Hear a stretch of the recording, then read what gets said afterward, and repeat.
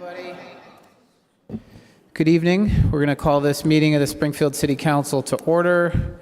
Today is Monday, February 12th. It is 7 p.m. Madam Clerk, will you please call the roll? Councillor Walsh. I'm sorry. Present. Present. Councillor Allen. Present. Present. Councillor Delgado. Present. Present. Councillor Click Bruce. Present. Present. Councillor Govan. Present. Present. Councillor Brown. Absent. Councillor Davila. Absent. Councillor Curran. Present. Present. Councillor Santinello. Present. Present. Councillor Edwards. Present. Present. Councillor Whitfield. Present. Present. Councillor Perez. Present. Present. Councillor Fenton. Present. Will the clerk please recognize the councilors seated in seats number 6 and 7? Councillor Davila. Present. Present. Councillor Brown. Yes. Present. Present. Thank you, Madam Clerk. Will the council and our guests please rise for a moment of silence? Please remain standing for the Pledge of Allegiance. I pledge allegiance to the flag of the United States of America and to the republic for which it stands, one nation, under God, indivisible, with liberty and justice for all.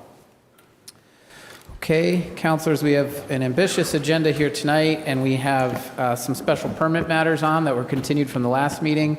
So we're going to try and tackle this agenda as quickly as we can to make sure we can finish it tonight.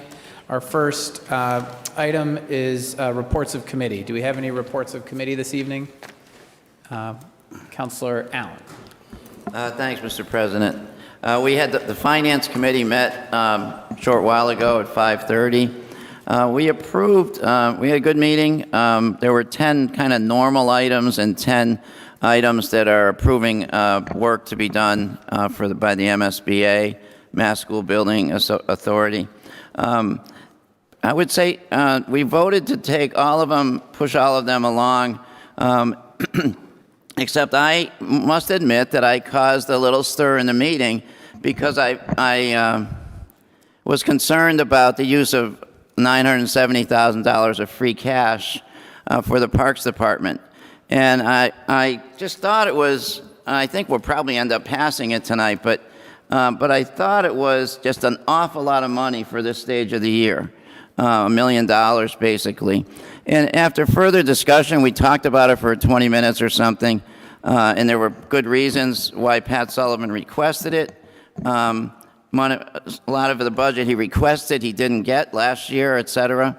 So we had a good discussion. I think the one point I'd like to make is that my sense is from the tax meetings we had in December, when we had several citizens crying at the microphone, made an indelible impression on me that they couldn't pay their taxes.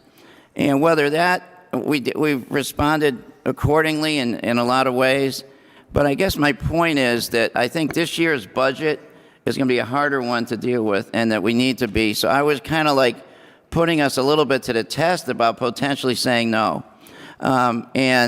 Everybody was in favor, seemed to be in favor of Pat's item. So I'm not going to make a stir about it or anything. But I think it's real. The budget issues this year, I think, are going to be bigger than the ones we've had.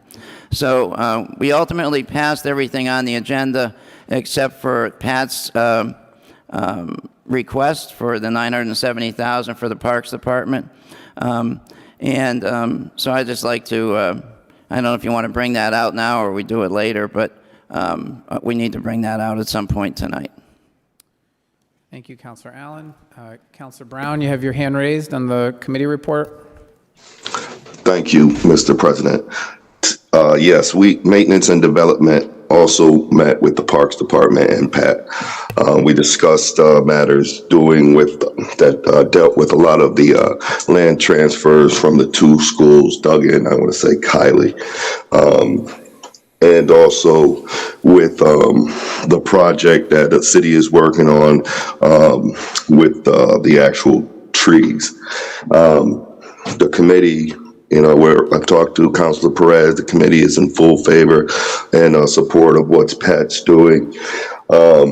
A lot of times what he actually does, it coincide what I do with my full-time job. So a lot of times when you're talking about like budgeting and things and funding, when you're talking about how it comes from the state to the city, Pat is a miracle worker. He actually goes and finds the money, finds creative ways to actually do the project. So he's not like somebody who's just sitting there. He's actually going to get the money. So everybody was in favor. I'm sure he'll speak about it today. It's a very impressive project, and the meeting went well, and everybody is in favor. Thank you, Mr. President. Thank you, Councilor Brown. Councilor Delgado. Thank you, Mr. President. On January 30th, the audit wanna committee talk on met. In attendance, we had Councilors Govan, Click Bruce, and Councilor Allen.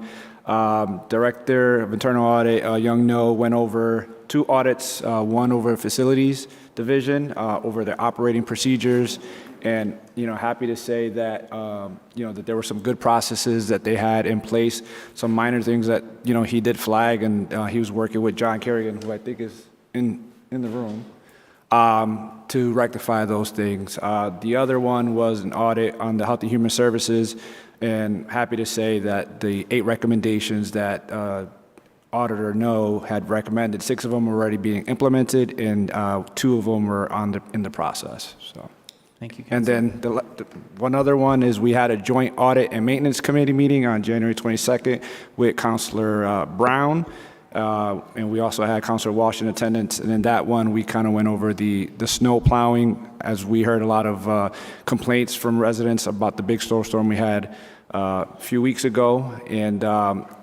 Chris Ignoli from DBW went on to say, the challenges that he's having around just having an adequate amount of plow truck drivers and contractors to do the work. So, but looking forward to working with him to improve that. Thank you, Councilor Delgado. Councilor Davila, and then Councilor Govan. Thank you, Mr. President. Mr. President, the General Government Subcommittee met on February 5th to talk about the appointment of Ms. Marisa Sorsi as a regular member of the Historical Commission for a 3-year term until January 2027. The body did approve the recommendation for Ms. Sorsi to be appointed to the Historical Commission, and God willing, that will be coming up on the next regular meeting, Mr. President. Mr. President, Ms. Sorsi is a lifelong resident here in the city of Springfield. She's an architect, and therefore she will be taking the architect seat on the General Government Committee, and she has extensive working in conjunction with the Preservation Trust here in the city. Mr. President, just a way of background, the Historical Commission has a total of 11 seats. Currently, only 5 are filled. Ms. Sorsi will make the number 6. And we did press the commission, and my apologies, pressing at that meeting was Councilor Whitfield, I believe, pressing on that meeting as well, and Councilor Walsh and Councilor Brian Santinello. And we asked the Alvin Allen to encourage the administration to fill all seats. Like I said, Ms. Sarsi will be number 6. We still have 1 seat open. They did express interest in getting candidates in to be appointed to the Historical Commission, and those are things that we're going to be talking about in the future, how to contact for those people who are qualified and interested in serving in the Historical Commission. The other 4 seats are also open. Those are the alternate. And we press them because sometimes, as it's getting back to us and we're aware, they have a hard time having a quorum. And if they don't have a quorum, they cannot conduct legal business. And that affects the timeline. It affects any potential investment that of the investors here in the city. And it's just something that needs to be streamlined, and they all need to be filled. So I look forward to see Ms. Marisa Sorsi being appointed to the Historical Commission during the next regular meeting. And that's my report, Mr. President. Thank you. Thank you, Councilor Davila. Councilor Govan. Thank you, Mr. President. On January 23rd, the Sustainability and Environmental Committee met. Councilors Allen and Davila were there. And we also had Phil Dromey and Pat Sullivan, as well as Kathy Rattel from the Pioneer Valley Planning Committee. And we talked about deforestation. The SCANS group was there, which is the Springfield Conservation and Natural Services. And we talked about the clearing of forests in our city. The Springfield, it's the Springfield Conservation and Natural Stewardship. So they are looking to see how we can continue to improve our air quality by keeping the trees up. Alex Sherman talked about his forestry work in the city, which he's doing an amazing job. They're planting trees, but when a developer comes in and knocks down 300 trees, if we're planting 50 trees a year, that's not going to make up for the loss of greenery in our city.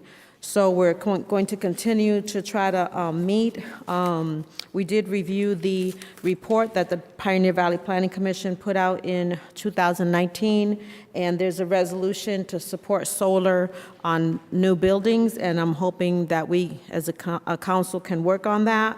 And I'm currently talking to Attorney Shea about that, and see how we can continue to improve the air quality in our city. We just heard a mold presentation, and we have to do everything that we can, I think, to continue to improve our climate in Springfield and our quality of life. Thank you, Mr. President. Thank you, Councilor Govan. Any other councilors with committee reports? Yeah. Councilor Santinello? President, last Monday, the Health and Human Services Committee met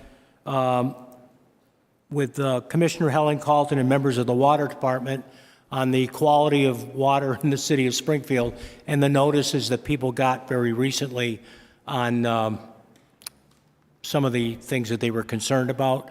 And they'll have another report back when they get an update on the next water testing, which will be in April. But I want to just turn it over quickly to Tim Allen because he called for the meeting. And Tim, you can take it from there. So just to briefly add on to what Brian said, you may all be familiar or not with the letter that's been coming sporadically with our water bills since the fall of 18. And sometimes our water doesn't pass. And there's a letter that says all these concerns and potential health issues.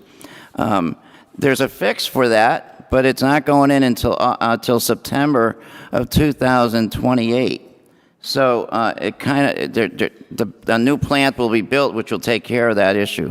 So we're just trying to keep our role of advocates and awareness for people that of things they can do, or to be at least aware of the water and to consider things they might do, like buy bottled water. There is not a filtration system that deals with it. So we're just at this point trying to stay up on it. We were thinking of having a public hearing, but we had a pretty good meeting last week. The next reading of the water is in April, so we'll find out then how we're doing and maybe take further action if we need to at that point. But Brian's head of that committee, and the water problem, some of you probably get those letters, and just letting you know if you have any questions, feel free to reach out to us. Thank you. Mr. President, I also want to indicate for the record in that report that Councilor Delgado was at that meeting also. Right. Thank you, Councilor Santinello. Councilor Whitfield.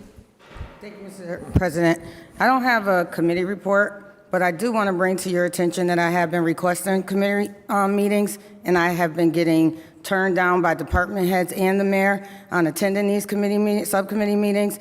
And the charter says it is Chapter C, Charter 19 says is the duty of the mayor or manager attendance at a council meeting with disclosure of information. So I wanted to see if we can have a meeting regarding that. I don't know if that will be in general government or where, but I wanted to bring it to your attention that when I request information from department heads, and I don't want to get specific on who they are at this meeting, or the mayor, I do not get the information I request, and they will not attend subcommittee meetings that I'm also requesting. So I wanted to bring that out publicly and put it on record, because that is not fair, and I don't know if I have to go through subpoena process, but I really am trying to avoid that. But constituents have questions, and they deserve answers, and I deserve answers also to do my due diligence and my job as a city councilor. Thank you, Mr. President. Councilor Davila, did you Want to speak on that point? Yes, if I may, Mr. President. I just have a question, a quick comment, if you allow it, to Councilor Whitfield. Would you be able to state what committee, if Chair of the Civil Rights Committee? Civil Rights Committee? Yes. That's what you're having difficulties on? I'm sorry, That's yes, the that's my committee that they're committee not- for this year, yeah. All right, thank But you. even when I was the chair of the ARPA committee, they would not give me information that I was requesting, and that is my right and my duty to the Yeah. constituents of this Thank- great city. Thank you, Councilor Whitfield. Mr. President, I do feel obliged to comment on Councilor Whitfield's report, and that is to say, sir, that we all 13 dogs here, we are city councilors, sir, and we are part of the government. We cannot be ignored. And so I hope that this is resolved quickly, very quickly. I do identify with you, Councilor Whitfield, because I had issues in the past myself, and well, they did show up. But I put it out there to all the department heads. Do not forget that we have big scissors. Thank you, Mr. President. Thank you, Councilor Davila. Any other reports of committee this evening? Councilor Whitfield. People are texting me that they're waiting in the queue to be let into the meeting.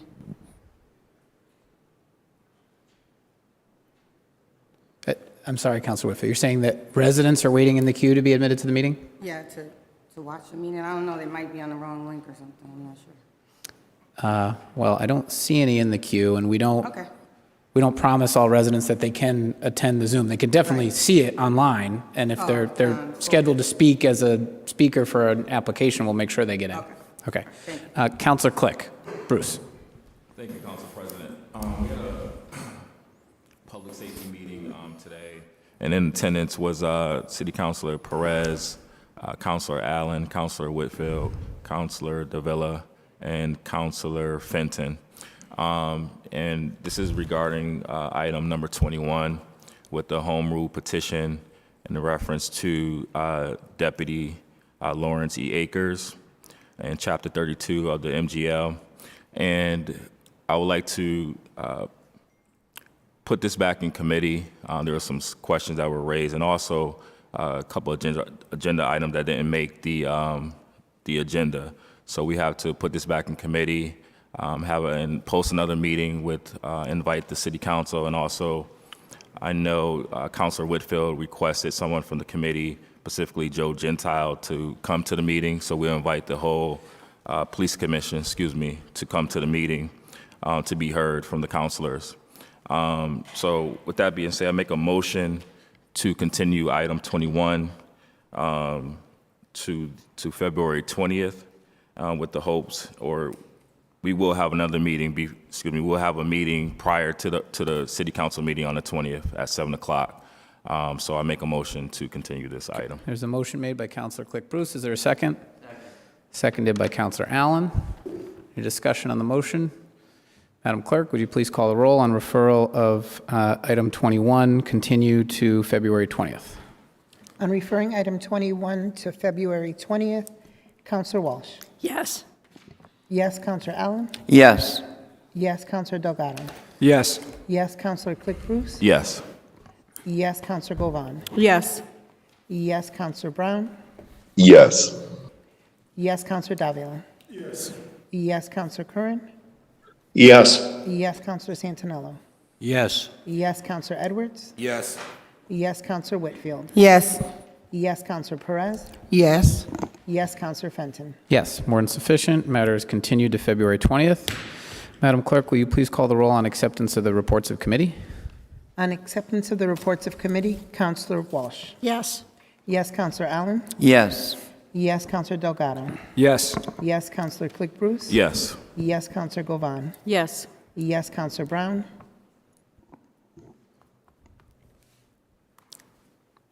Counselor Brown. Yes. Yes, Counselor Davila. Yes. Yes, Counselor Curran. Yes. Yes, Counselor Santinello. Yes. Yes, Counselor Edwards. Yes. Yes, Counselor Whitfield. Yes. Yes, Counselor Perez. Yes. Yes, Counselor Fenton. Yes.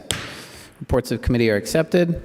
Okay, the council will now hear the special permits that are on our agenda, continued from last meeting. Pursuant to City Council rules and Mass General Law, Chapter 40A, we will conduct open hearings. Petitioners will be offered an opportunity to speak up to 20 minutes.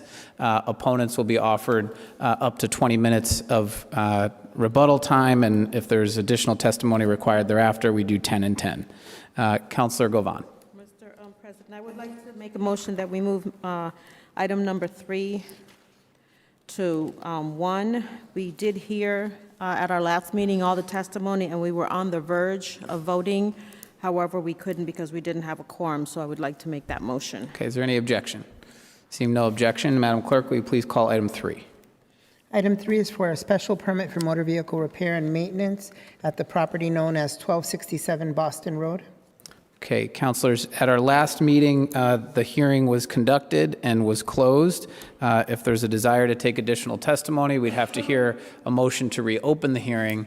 If there isn't such a motion, then we would proceed to voting on the special permit for approval as we intended to at the last meeting. For councilors who were not in attendance at that hearing, I'll remind you that in order to vote on this, consistent with what's known as the Mullen Rule, you're required to certify that you watched the tape in order to vote in the affirmative.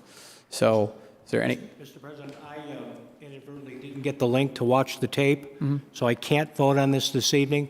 Do I leave the room or do I just abstain? No, you can stay and abstain would be the appropriate action. All right. Same with Councilor Whitfield. Okay. The same precedent, I haven't watched the tape, so. But you did attend that hearing, so you wouldn't need to watch the tape, because Right. this was the one, Councilor Perez, where you were having trouble Right. So hearing. at one point, I was not hearing part of what was going on, so, but I was there, but how do you Well- classify it? It's Well, not the issue. It was one freaky. concern is that we need 9 votes to pass this matter. Motion then to open the hearing. You make So a, they could just tell them what happened. is that, okay, so there's a motion to reopen the hearing so that we can hear the testimony again, seconded by Councilor Edwards. Madam Clerk, roll call on reopening the hearing. The roll call on reopening the meeting, Councilor Walsh. Yes. Yes, Councilor Allen. Yes. Yes, Councilor Delgado. Yes. Yes, Councilor Click Bruce. Yes. Yes, Councilor Govan. Yes. Yes, Councilor Brown. Yes. Yes, Councilor Davila. Yes. Yes, Councilor Curran. Yes. Yes, Councilor Santinello. Yes. Yes, Councilor Edwards. Yes.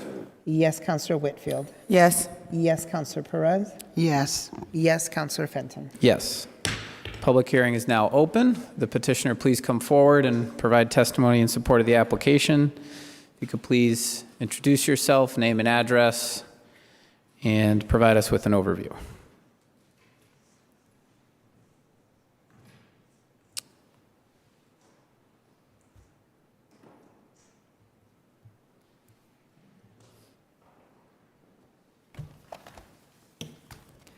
Good evening, Attorney Rachel Fancy with Fitzgerald Law on behalf of the petitioner with offices at 1 Monarch Place in Springfield, Massachusetts.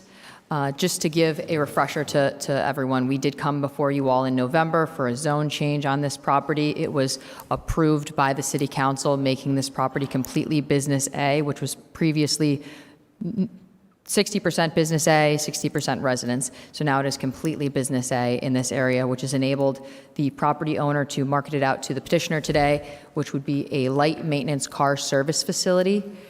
This would only be servicing oil changes, wiper blade replacements, and filter blade replacements. It would not be doing any of the tire changes. It would not be doing anything that would require loud noise. It would be minimal, and the services provided would only be about 8 to 9 minutes. Those 8 to 9 minute services, customers would remain in their vehicles for the entirety of the service. As you notice on the plan we have today, there is a 3-bay station where the cars would be then serviced. Behind that 3-bay station, there are 3 queuing lanes. Cars would wait in those bays until prompted to proceed forward into their bay. Once in the bay is where those 8 to 9 minute services would occur. This was previously the Mr. Tuck's facility at 1267 Boston Road, just to give everyone a little bit of familiarity with the site. The old building that was on the property had to be demolished due to it being condemned from a collision by a drunk driver, and this would be able to repurpose the site, have a new development in a site that currently is vacant and not of use. This job would be creating 9 to 12 jobs here in Springfield, hiring residents of Springfield. The plan would be to be in operation from the hours of 7 a.m. to 7 p.m. Prior to coming to the council tonight, we did attend the neighborhood council meeting where we did receive a letter of support from them with the understanding that we would be landscaping around the property to ensure proper buffering between the business and the neighbors in the back. We would be adding adequate buffering in the form of bushes, fencing, and providing a little bit of ease between the two so that the neighbors don't feel any sort of congestion from that. We did have one neighbor ask a few questions, and we did follow up with them, and we believe that he has been fully satisfied with those responses, especially given that the services being rendered and provided would be very limited in nature. Thank you very much, Attorney Fancy. Anyone else wishing to speak in favor of the application? Seeing none, is there anyone wishing to speak in opposition to the application? Is there any questions from the council for the applicant? Councilor Whitfield. Question, I have a comment. I was just in Florida, and I went to one of these speedy services with my son last week, and it's really 8 to 9 minutes, and the traffic flows so well, and they were so professional. They even showed you how much oil you had in your oil tank, which I think was great, because I went to a couple where it's like behind the scenes, and they forgot to put oil in my car like twice, and so I really love this motto. I said, we got to bring it back to Springfield, and then I come back to Springfield, and here it is. So I'm definitely going to support this. Thank you. Thank you, Councilor Whitfield. Any other councilors with questions for the applicant? Okay, seeing none, that'll close the public hearing. Any deliberation? Madam Clerk, could you please call the roll on approval of the special permit? On approval of the permit, Counselor Walsh. Yes. Yes, Counselor Allen. Yes. Yes, Counselor Delgado. Yes. Yes, Counselor Click Bruce. Yes. Yes, Counselor Govan. Yes. Yes, Counselor Brown. Yes. Yes, Counselor Davila. Yes. Yes, Counselor Curran. Yes. Yes, Counselor Santinello. Yes. Yes, Counselor Edwards. Yes. Yes, Counselor Whitfield. Yes. Yes, Counselor Perez. Yes. Yes, Counselor Fenton. Yes, more than sufficient. Special permit is approved. Councilor Walsh on the reasons. I'm going to read it and Councilor pinch hit for a second here. The reasons for the granted permit are as follows. 1, the specific site is an appropriate location for such a use, structure, or condition. Number 2, the use as developed will not adversely affect the neighborhood. Number 3, adequate and appropriate facilities will be provided for the proper operation of the proposed use. And number 4, to incorporate the planning staff analysis into the decision at the basis of the findings. Okay, Madam Clerk, please call the roll on the reasons. On approval of the reasons, Counselor Walsh. Yes. Yes, Counselor Allen. Yes. Yes, Counselor Delgado. Yes. Yes, Counselor Click Bruce. Yes. Yes, Counselor Govan. Yes. Yes, Counselor Brown. Yes. Yes, Counselor Davila. Yes. Yes, Counselor Curran. Yes. Yes, Counselor Santinello. Yes. Yes, Counselor Edwards. Yes. Yes, Counselor Whitfield. Yes. Yes, Counselor Perez. Yes. Yes, Counselor Fenton. Yes, reasons are approved. Okay, Madam Clerk, well, we have item number 1, but Councilor Edwards, did you intend to make a motion regarding item number 2? Yes. I'd like to make a motion. I believe that the applicant is not available at the last meeting or the last hearing. He stated that he may be out of the country at this time, and so I'm hopeful that the council will agree to table this item and move it to the March meeting, because the neighborhood council has scheduled our next hearing meeting will be on a Tuesday, this following Tuesday, and they are already blocked up for that night and will not be able to be in attendance. So I'm hopeful to make a motion that we move this to our March hearings meeting. Okay, there's a motion by Councilor Edwards, seconded by Councilor Davila. Madam Clerk, could you please call the roll on the motion to continue item number 2 until our March hearings meeting? On the motion to continue, Counselor Walsh. Yes. Yes, Counselor Allen. Yes. Yes, Counselor Delgado. Yes. Yes, Counselor Click Bruce. Yes. Yes, Counselor Govan. Yes. Yes, Counselor Brown. Yes. Yes, Counselor Davila. Yes. Yes, Counselor Curran. Yes. Yes, Counselor Santinello. Abstain. Yes, Counselor Edwards. Yes. Yes, Counselor Whitfield. Yes. Yes, Counselor Perez. Yes. Yes, Counselor Fenton. Yes, more than sufficient. Item number 2 is continued to our March hearings meeting. Madam Clerk, will you please call item number 1? Item 1 is to amend an existing special permit, ground-mounted wireless telecommunications, granted November 2001 and amended in March 2009 by allowing an increase in the height at the property known as 1889 Wilbraham Road. The petitioner, please step forward, state your name and address for the record. Good evening. Excuse me. David Walsh, headquartered at 10 Church Circle, Annapolis, Maryland. I'm here tonight to continue the original meeting in November. Since then, the plan has not changed, so I'll just briefly kind of recap what our proposal is, if that's all right, and then update the steps that we've taken since. The existing telecommunications facility at 1889 Wilbraham Road, we're asking to extend that tower by 10 feet. It currently stands at 120 feet today. It'll be 130 if this extension is granted, with the tips of the antennas sitting at 132 feet. This is to allow AT&T to install their equipment along with the other carriers that are already existing on this tower, as there's simply not enough space below the existing carrier's equipment. We have to go up. I'd also like to note that there is no need to expand the ground space.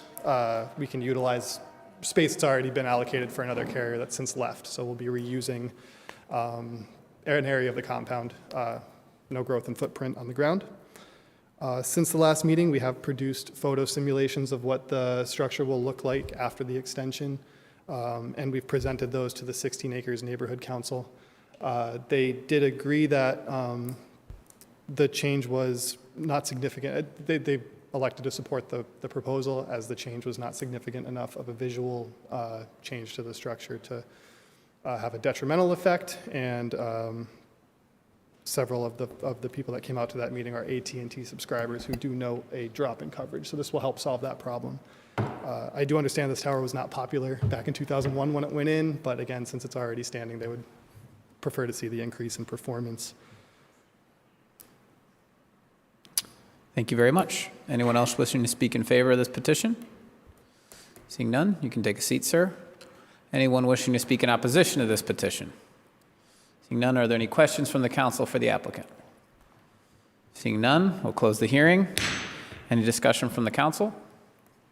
Madam Clerk, will you please call the roll on the special permit? On approving the special permit, Counselor Walsh. Yes. Yes, Counselor Allen. Yes. Yes, Counselor Delgado. Yes. Yes, Counselor Click Bruce. Yes. Yes, Counselor Govan. Yes. Yes, Counselor Brown. Yes. Yes, Counselor Davila. Yes. Yes, Counselor Curran. Yes. Yes, Counselor Santinello. Yes. Yes, Counselor Edwards. Yes. Yes, Counselor Whitfield. Yes. Yes, Counselor Perez. Yes. Yes, Counselor Fenton. Yes, more than sufficient. Special permit's approved. Counselor Allen on the reasons.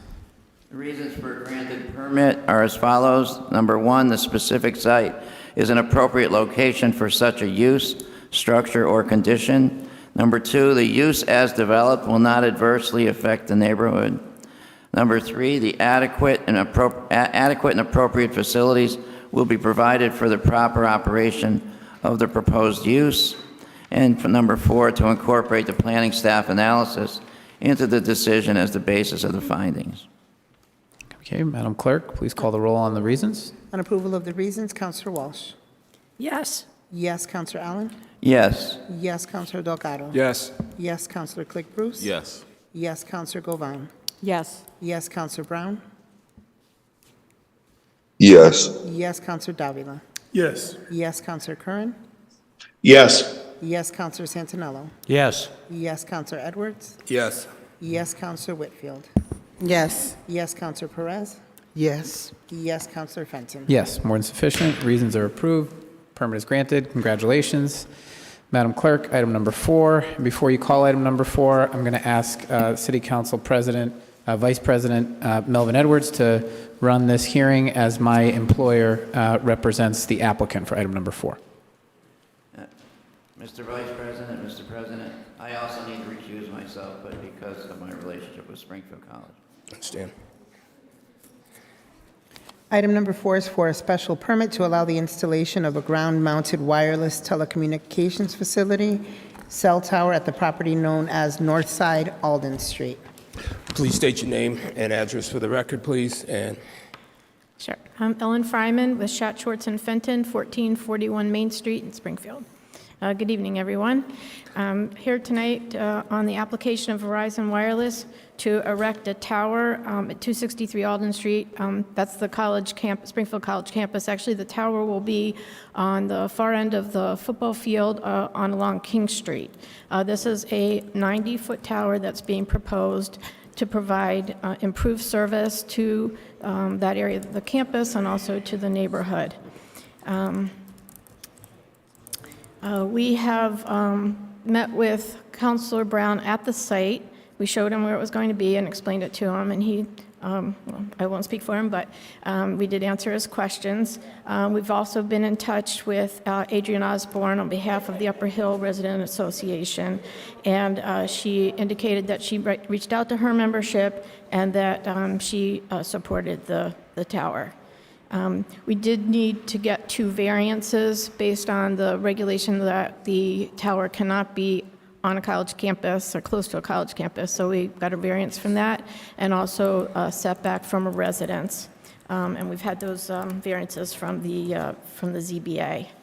The planning board has reviewed the application, and the planning department has indicated that they also support the application, that they indicated that it's 90 foot tall, and that's about the same height as some of the lighting fixtures that are along the field, so it kind of, the landscape is already, disturbed with a lot of, from the lights and other utility poles and things that are in the area. Again, we're requesting this approval for the tower. We've looked at other locations, we've looked at other buildings, we've looked at other structures on the campus, and ruling those out, working with the school, this was the ideal location for this.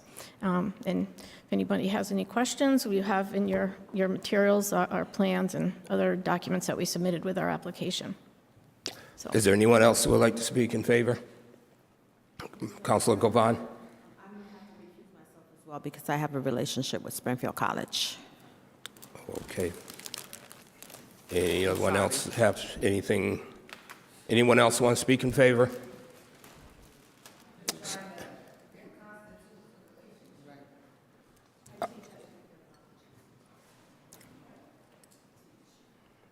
Anyone speaking opposed? Oh, thank you. Anyone here to speak opposed to this permit? Once again, anyone here to speak opposed to this permit? Seeing none. Any questions from the council? I just have a quick. Council Davila. Yes, kind of just get point of order. I see several of our colleagues have recused themselves. Do we have enough? Do we need simple majority, or do we need 9? I believe, yes, with Councilor Brown and Councilor Curran makes us at 9. As long as we're all in agreement, or the vote will have to be unanimous. Right. Am I correct? We have 9. So they need 9 votes. So Yes, just you want have to make sure. it's Okay. required. If the petitioner has, we are all set? I believe we got 10, Mr. President. I mean, Vice President. All right, any questions from the council? Hearing none, I'm calling, the hearing is closed. Any debate among the council? Madam Clerk, please call the roll. Point of order, my hand is up. All right. Sorry, Councilor Brown. Thank you. This is a project that I did go and I met with the actual petitioner. The location is, it's not going to be intrusive to the community. So it is ideal as far as increasing and getting up to date as far as the technology needed. So I definitely am in favor. We also had the Old Hill committee come down there, member, and they are in favor of it also. So this is something that they definitely need to do. And just side note, just for my colleagues also, that they're, they really want to, I've asked the petitioner as far as building a relationship with the community, and they do have a division somewhere along with Verizon to help with the actual community also. So I would just challenge my colleagues also maybe to reach out, find Verizon, whoever, any type of resources or help in your neighborhood or anything that they can do to help the community themselves. But with that, definitely in favor for it, and we definitely need it. Thank you, Mr. President. Thank you, Counselor. Any other questions or comments? Motion. Madam Clerk, can you call? On approval of the special permit, Counselor Walsh. Thank you, Madam Clerk. I am going to vote for this, but I'm going to disclose that my master's is from Springfield College. Does that disqualify me? No, it does not. Yes, Counselor Walsh. Counselor Allen recused. Counselor Delgado. Yes. Yes, Counselor Click Bruce. Yes.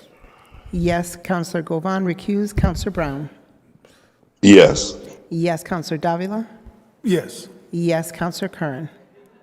Yes. Yes, Counselor Santinello. Yes. Yes, Counselor Edwards. Yes. Yes, Counselor Whitfield. Yes.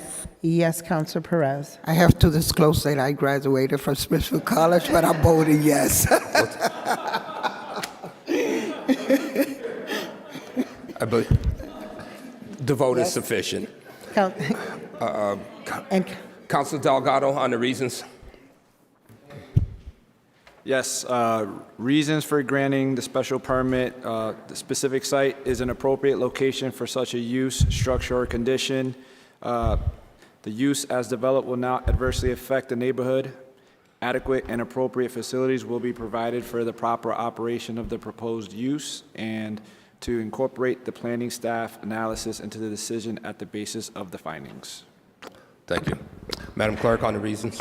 on approval of the reasons, Counselor Walsh. Yes. Yes, Counselor Allen recused. Counselor Delgado. Yes. Yes, Counselor Click Bruce. Yes. Yes, Counselor Govan recused. Counselor Brown. Yes. Yes, Counselor Davila. Yes. Yes, Counselor Curran. Yes. Yes, Counselor Santinello. Yes. Yes, Counselor Edwards. Yes. Yes, Counselor Whitfield. Yes. Yes, Counselor Perez. Yes. Counselor Fenton also recused. The motion carries. Thank you.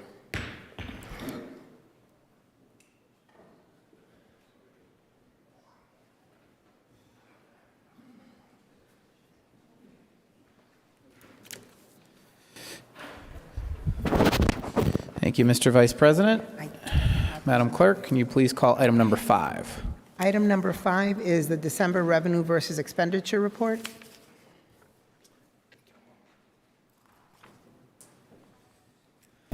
Good evening, Mr. Burns. Thank you, Mr. President. Patrick Burns, 90 Clement Street, City Comptroller. Tonight I'm presenting the December revenue versus expenditure report. This marks the halfway point of fiscal year 2024. You will see that our general fund revenue is at $458.7 million, or 51% of budget. Our expenditures are at $497.2 million, or 55% of budget. In terms of revenue for the same period last year, our revenue was at $424 million even, for 50% of budget, while our expenditures were at $459.2 million, or 54% of budget. Thank you, Mr. Burns. Any questions from the council? Councilor Allen? Thank you, Mr. President. Pat, I know we talked about this, but I'm not sure I ever asked you exactly the timing, et cetera. So there's been concern about cuts from the state, that our local aid might get cut.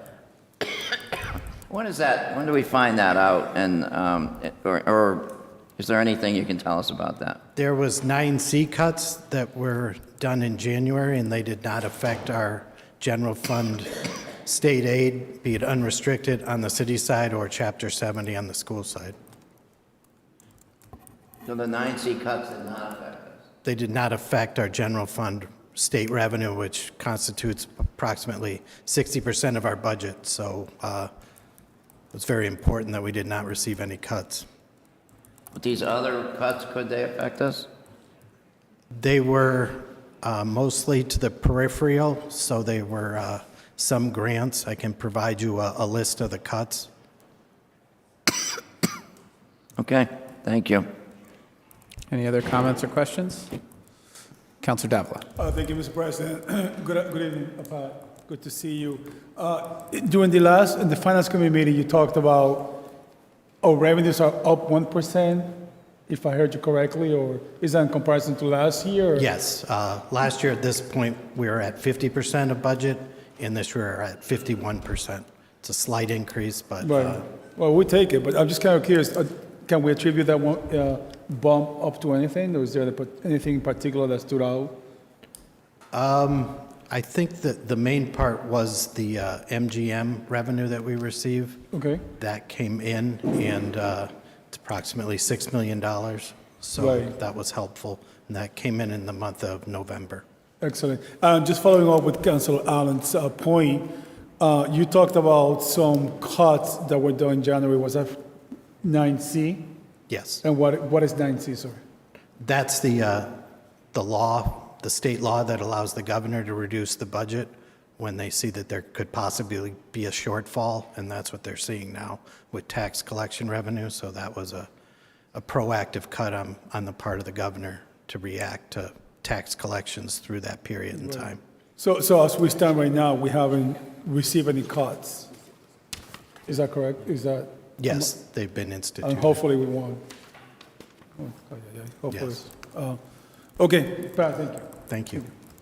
Thank you, Counselor Davila. Madam Clerk, could you please call the roll on acceptance of the report?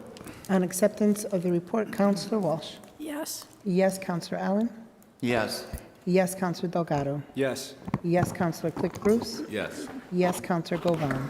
Yes. Yes, Counselor Brown. Yes. Yes, Counselor Davila. Yes. Yes, Counselor Curran. Yes. Yes, Counselor Santinello. Yes. Yes, Counselor Edwards. Yes. Yes, Counselor Whitfield. Yes. Yes, Counselor Perez. Yes. Yes, Counselor Fenton. Yes, more insufficient. Report is accepted. Item number 6, Madam Clerk. Item number 6 is the confirmation of Joseph DeCaro as a Director of Veterans Affairs. Commissioner, Mr. DeCaro, good evening. Joe DeCaro, 46 Caroline Street, Springfield. Thank you. Good evening, councilors. I'm here on behalf of Mayor Sarno, who is putting forth the name of Joe DeCaro for the Director of Veteran Services. As you know, Mr. Tom Belton, who did an amazing job as the Director of Veteran Services, has retired. Mr. DeCaro has served as Deputy Director of the department since 2018. And so the mayor and the administration, based on his record of assisting Deputy Belton in that position, is recommending Mr. DeCaro for the permanent position of Director of Veteran Services. Thank you. Thank you, Commissioner. Counselor Walsh. Thank you, Mr. President. I am very pleased to support this nomination. I think we all realize what an important job it is, take care of our veterans and their families, but I am confident that you are going to be able to follow in the footsteps of the Marines that preceded you. Captain Daniel Walsh, Tommy Belton, both recipients of the Purple Heart and Vietnam vets, and I wish you well. Thank you. Thank you, Counselor. Counselor Edwards. I'd like to take the opportunity to welcome Joe to his new position. I've had the pleasure of working with him since he came to work for the city.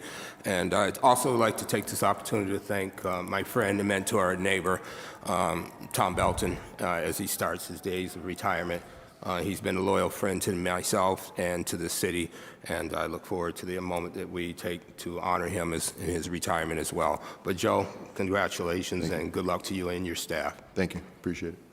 Thank you, Mr. Counselor President, Edwards. Counselor Santinello. Just real quick, I'm new back to the council, but I worked with Dan Walsh and I worked with Mr. Belton, and I've heard nothing but good things about you, so I'm voting for you. That sets the bar high, I guess, right? Thank you. Any, Counselor Govan. Thank you, Mr. President. And Director DeCaro, I think I agree with what Councilor Walsh said. I have watched you in the last couple of years since I've had the opportunity to do that, along with Director Belton. Thank you, I'm sorry. I'm getting old.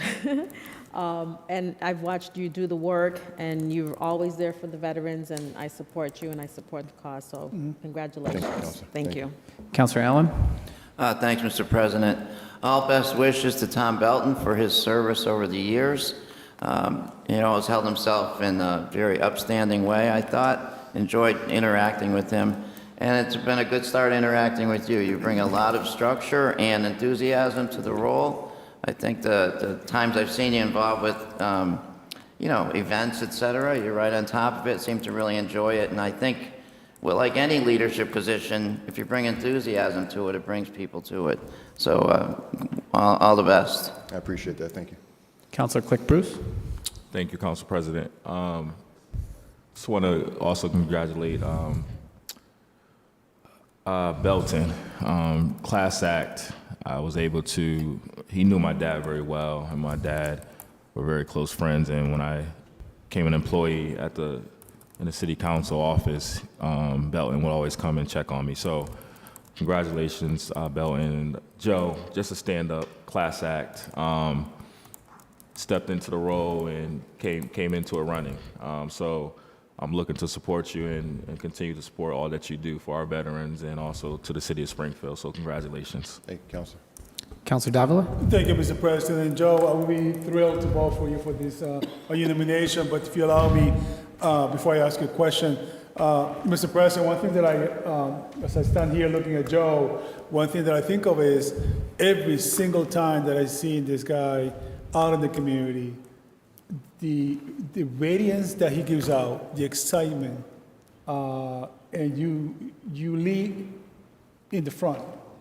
And that's the leadership I like. That's the military in me. Yeah, you lead from the front, and I like that myself a lot. And so you always, with a big smile, representing the city well, and I can see really the passion on you on this. Joe, one of the things that I will encourage you to do, and something that probably I would love to sit down and talk to you later on, is we have had an increase in homelessness here in the city. It's very significant. You cannot ignore it.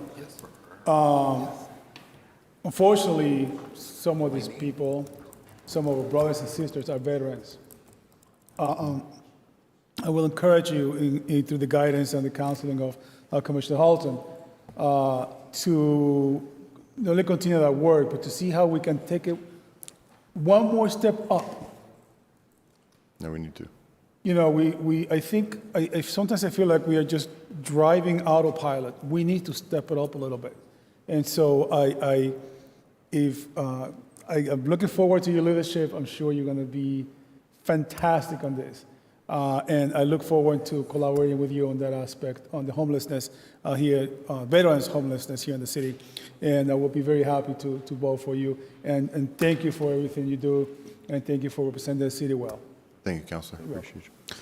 Thank you very much. Councilor Whitfield? Thank you, Mr. President. I just also want to thank Mr. Belton for his services. I used to be his finance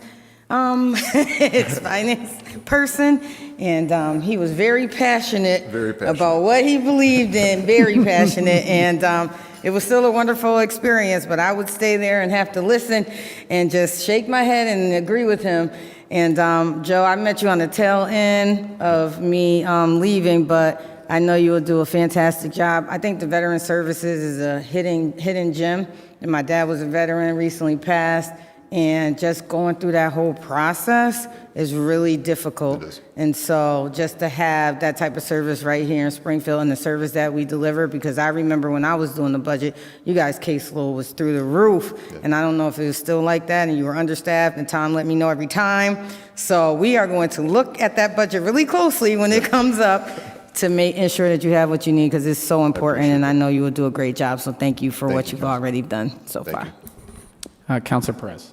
Yes, I just want to say good luck, and you have my support, because working so many years side by side with Tom, I know you will be doing a great job. Thank you. I can feel the weight. There's big shoes to fill. Thank you, Commissioner and Mr. DeCaro. Madam Clerk, could you please call the roll on the appointment? On the approval of the appointment of Mr. DeCaro, Counselor Walsh. Yes. Yes, Counselor Allen. Yes. Yes, Counselor Delgado. Yes. Yes, Counselor Click Bruce. Yes. Yes, Counselor Govan. Yes. Yes, Counselor Brown. Yes. Yes. Yes, Counselor Davila. Yes. Yes, Counselor Curran. Yes. Yes, Counselor Santinello. Yes. Yes, Counselor Edwards. Yes. Yes, Counselor Whitfield. Yes. Yes, Counselor Perez. Yes. Yes, Counselor Fenton. Yes, more than sufficient. Appointment is approved. Congratulations, Mr. DeCaro. Thank you.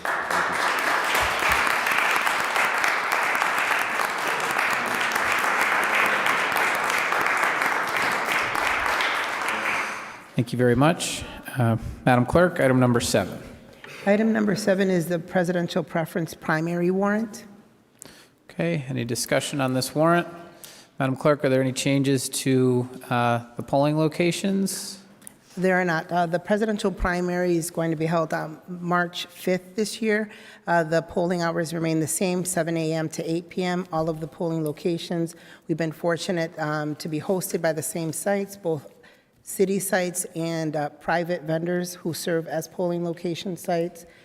Early voting will be taking place from February 24th through March 1st as well for in-person early voting. And our early voting by mail has already begun to the tune of 5,000 voters that have requested ballots. Thank you. Madam Clerk, Councilor Davila. Yeah, thank you, Mr. President. I think the Madam Clerk might answer my question, but the early voting, when does it start again? Early voting by mail has already begun, Right. and in-person will be on the 24th February 24th. of February. And that includes the mailbox outside, right? Correct. Where people can just drop it off? Yeah, so voters can, at this point, if they've received the ballot, they're able to drop them off at that ballot box. Excellent, excellent. We are going to be looking forward to your predictions. But thank you, Mr. President. Thank you. Madam Clerk, if you could please call the roll on the warrant. On approval of the warrant, Counselor Walsh. Yes. Yes, Counselor Allen. Yes. Yes, Counselor Delgado. Yes. Yes, Counselor Click Bruce. Yes. Yes, Counselor Govan. Yes. Yes, Counselor Brown. Yes. Yes, Counselor Davila. Yes. Yes, Counselor Curran. Counselor Curran. Away, Counselor Santinello. Yes. Yes, Counselor Edwards. Yes. Yes, Counselor Whitfield. Yes. Yes, Counselor Perez. Yes. Yes, Counselor Fenton. Yes, more than sufficient. Warrant is approved. Madam Clerk, do you need us to sign that warrant? I do. So I will hand that out at the end of the meeting. Is that okay? You have it? Do you have it available? Okay. So when you have it, you can circulate it and councilors will sign it tonight. Okay. Next item, item number 8. Well, items number 8, 9, 10, 11, and 12 are all Eversource gas. So unless there's an objection, why don't we try to take these together, and if there proves to be some dispute, we can separate them. But let's call these items together, Madam Clerk. Items 8 through 12 are petitions for Knox Street, Carew Street, Bruce Landon Way, Hendy Street, and Allen and Sumner Street. Ave. Okay. Is there anyone here to speak on this, on these petitions for Eversource gas? Mr. Barnes? Yes. Please introduce yourself, name and address. Name is Ryan Barnes, engineer, Eversource Gas, Massachusetts, 2025 Roosevelt Avenue. And I will just make a note real quick that 2 of the petitions are on the electric side of the Eversource business. So Carew Street and Bruce Landon are not known gas projects. So I just wasn't sure if you wanted to still include those. I'm not sure if we have anyone here on the electric side speak on those. Well, why don't you speak on 8, 11, and 12, and then we'll see if there's anyone here for 9 and 10. Perfect. Sounds good. All right. So I'll start with Knox Street, which is a replacement project we have planned. Let me just switch over my screens real quick. All right, so we have a replacement project planned on Knox Street, total of 4,748 feet of new install plastic gas main to retire the existing 4,551 feet of low pressure cast iron gas main on these streets. So this project is just, driver for this is older main on these segments of streets. So while we're going in, like to try to not hit an area 2 times or 3 times in a row. So we like to make bigger projects out of these. So we'll go in and we're going to include Renee Circle, Windsor Street, Dexter Street, Newman Street, I believe it's Bourne Street, and let me just see. Some other one is, I believe, Smith Street. Yes, Smith Street in the project as well.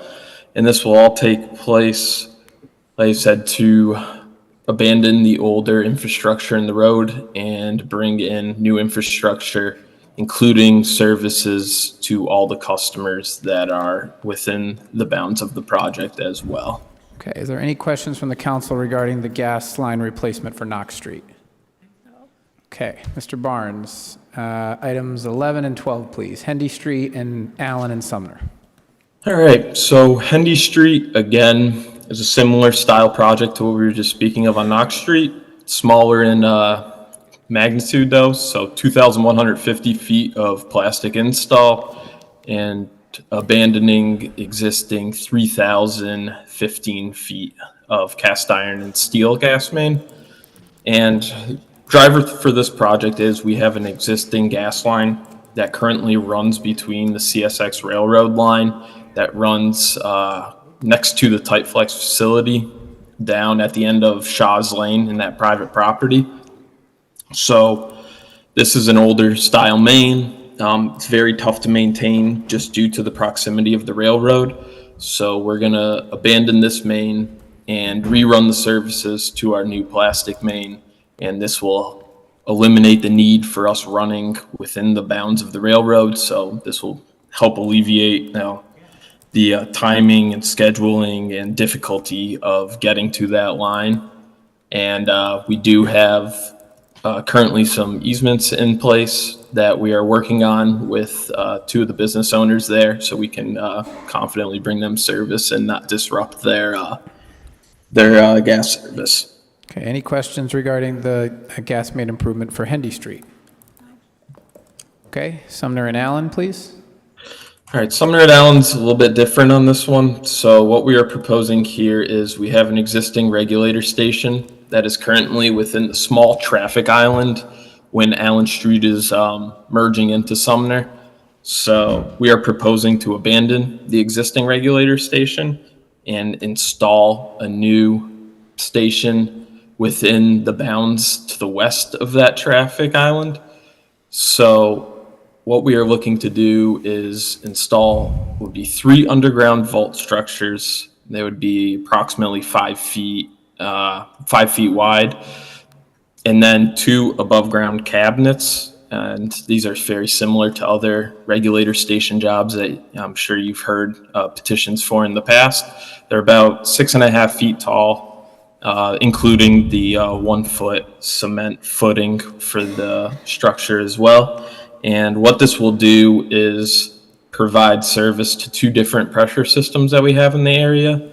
So being the age of our infrastructure in and around Springfield, we have multiple different pressure systems to maintain. This will help update the existing station infrastructure we have and bring in new monitoring equipment so we can monitor it more closely and make sure we catch anything if there were any failures out at the site. Thank you very much. Any questions from the council regarding that gas line improvement project? Councilor Davila. Thank you, Mr. President. I'm sorry, the person that just spoke, what's his name? I couldn't catch Mr. Barnes. Mr. Barnes, thank you for your presentation. Mr. Barnes, regarding Allen Street, so you say that you want to move the regulator station because it's going to help monitor the pressure, gas pressure, and to Yes. monitor for any gas or any failures, that's correct? Yes, so essentially what these regulator stations do is cut pressure to deliver gas to a lower pressure system. And when we update our stations, we like to put new monitoring equipment in to just maintain the safety of those systems and give us eyes in areas where we might not have had as fast real-time data as we've had in the past. I understand. So it's basically a modernization, if you will. Right, I like those word modernization. Okay. How long will this project last? So this project would start in the spring, probably right when we get open. So if moratorium ends around April 1st, we'd be looking at probably, I would say, 3-4 months to complete this project. 3-4 months. Okay. Yeah. And that includes opening up the ground. I mean, the ground, the street. Correct. So we have to make two connections. One would be upstream on Allen Street and one would be downstream on Sumner Avenue, Right. kind of all taking place near the intersection there. And then the vaults and the cabinet structures would be installed all in the public access tree belt if granted permission. I understand. Mr. Barnes, of course, modernization is extremely important. And as you know, that's a very, very busy area in the city, Sumner Allen Street. Yes. Yeah, and so I'm sure you guys are going to do your due diligence. I just request that you pass on to the powers to be when they patch up the asphalt again, to please leave it as you found it very nicely, because we're having problems throughout the city where the utilities come, they open up the ground, and then it's bumpier than it was before, and that does end up costing the city money. So I do have an expectation. I will be voting for this, Mr. Barnes, obviously, but I do have an expectation that it's going to be equal or better than when you found it. Understood, sir. Yes. Very well. Thank you, Mr. Barnes. Thank you for your presentation. Thank you, Mr. President. Thank you, Councilor Thank you. Davila. Okay. Seeing no other comments, is there anyone here from Eversource to speak to items 9 or 10? Yes. Hello, sir. Mr. Fuller, could you please introduce yourself? Good evening. My name is Matthew. Oops, sorry. My name is Matthew Fuller. I am a design engineer for the MCCA parking garage service, which I believe is item number 10, Bruce Landon Way for Eversource this evening. We are seeking permission for a brand-new manhole to be placed above an existing duck bank along Bruce Landon Way that will allow us to provide service for the new parking garage. The only interruption here would be approximately an 8 by 14 area to be excavated for the new manhole to be placed. Our plans are to work with the folks over at the MCCA garage to have our civil contractors and their contractors working at the same time, as the roadway would be opened up for their purposes at the same location. So we'd like to make sure that our timing is in lockstep so that the road does not need to be opened twice. I'm happy to answer any questions that you guys may have. Okay, any questions from the council? Okay, seeing none, we've heard reports on items 8 through 12, but not item 9, which is a Crew Street underground conduit for Eversource. In my district, I'm okay with taking that with everything else unless somebody has any questions about that and them not being here to present. Any councilors object to us taking items 8 through 12 together? Madam Clerk, please call the roll. On approval of the petitions, Councilor Walsh. Yes. Yes, Councilor Allen. Yes. Yes, Councilor Delgado. Yes. Yes, Councilor Click Bruce. Yes. Yes, Councilor Govan. Yes. Yes, Councilor Brown. Yes. Yes, Councilor Davila. Yes. Yes, Councilor Curran. Away, Councilor Santinello. Yes. Yes, Councilor Edwards. Yes. Yes, Councilor Whitfield. Yes. Yes, Councilor Perez. Yes. Yes, Councilor Fenton. Yes, more than sufficient. Items 8 through 12 are approved. Item number 13, Madam Clerk. Item number 13, it's a Health and Human Services for the Homeless Grant, no match required, in the amount of $2,362,888. Commissioner? Good evening, Councilors. Helen Carlton Harris, Commissioner, Division of Health and Human Services, 47 Overlook Drive in Springfield. Health Services for the Homeless, this is our annual grant that we get from the federal government to provide homeless services to individuals who are unhoused. These are primarily medical services, including nursing, case management, behavioral health, and dental services. Questions from the council on the grant? Councilor Santinello? Real quick. Was this the same amount that you got last year? It is. And did you use it all last year? We use more than that, Counselor. This is a grant, that is the federal grant. However, we do bill for services, and so those services go into a revolving fund in the city of Springfield. They supplement this grant. So the grant is the same, and it includes services that we bill for. Okay, so how much totally did we spend last year, including this grant? Including the grant, I would say around a little over $3 million. $3 million. Okay, and what homeless do you service? This grant serves 3 counties. The City of Springfield, Department of Health and Human Services is the lead on the grant, but we also serve Hampden, Hampshire, and Franklin counties. Okay. Just a question. With the migrant situation in the state of Massachusetts now, how will this impact the homeless? And this grant and money that would be appropriated for that? That's an excellent question, and thank you for asking that. I think the Commonwealth of Massachusetts continues to struggle with how we deal with the unhoused immigrant population. The governor has increased the budget to be able to find housing for those individuals. So will it impact our health services? I assume that it will, because we will probably see more unhoused individuals in the Commonwealth, particularly in Western Massachusetts. We have hotel rooms and housing that have been committed by the state, and much of that is in Western Massachusetts, so I expect we will see an increase in our population.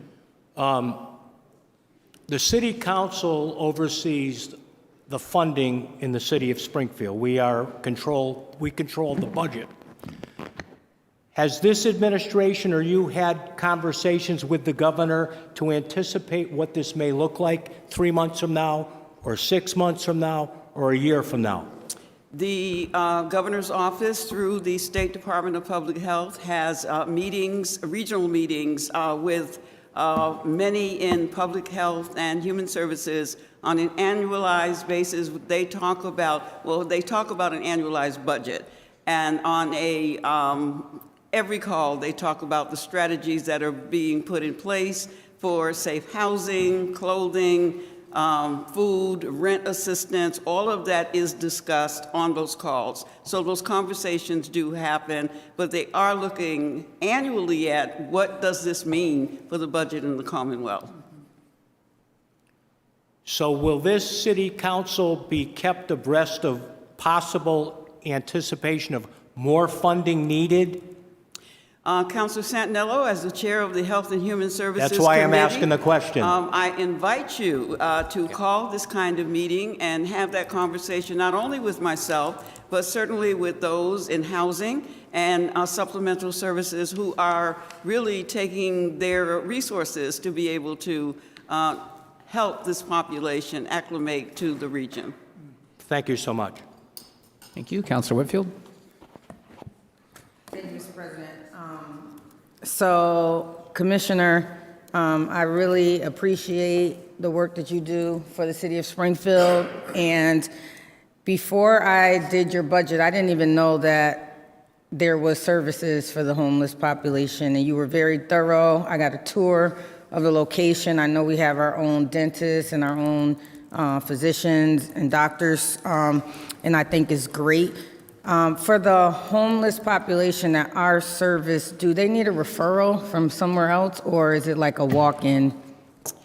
We do both ways, Councilor Whitfield. Thank you for asking that question. We do appointments.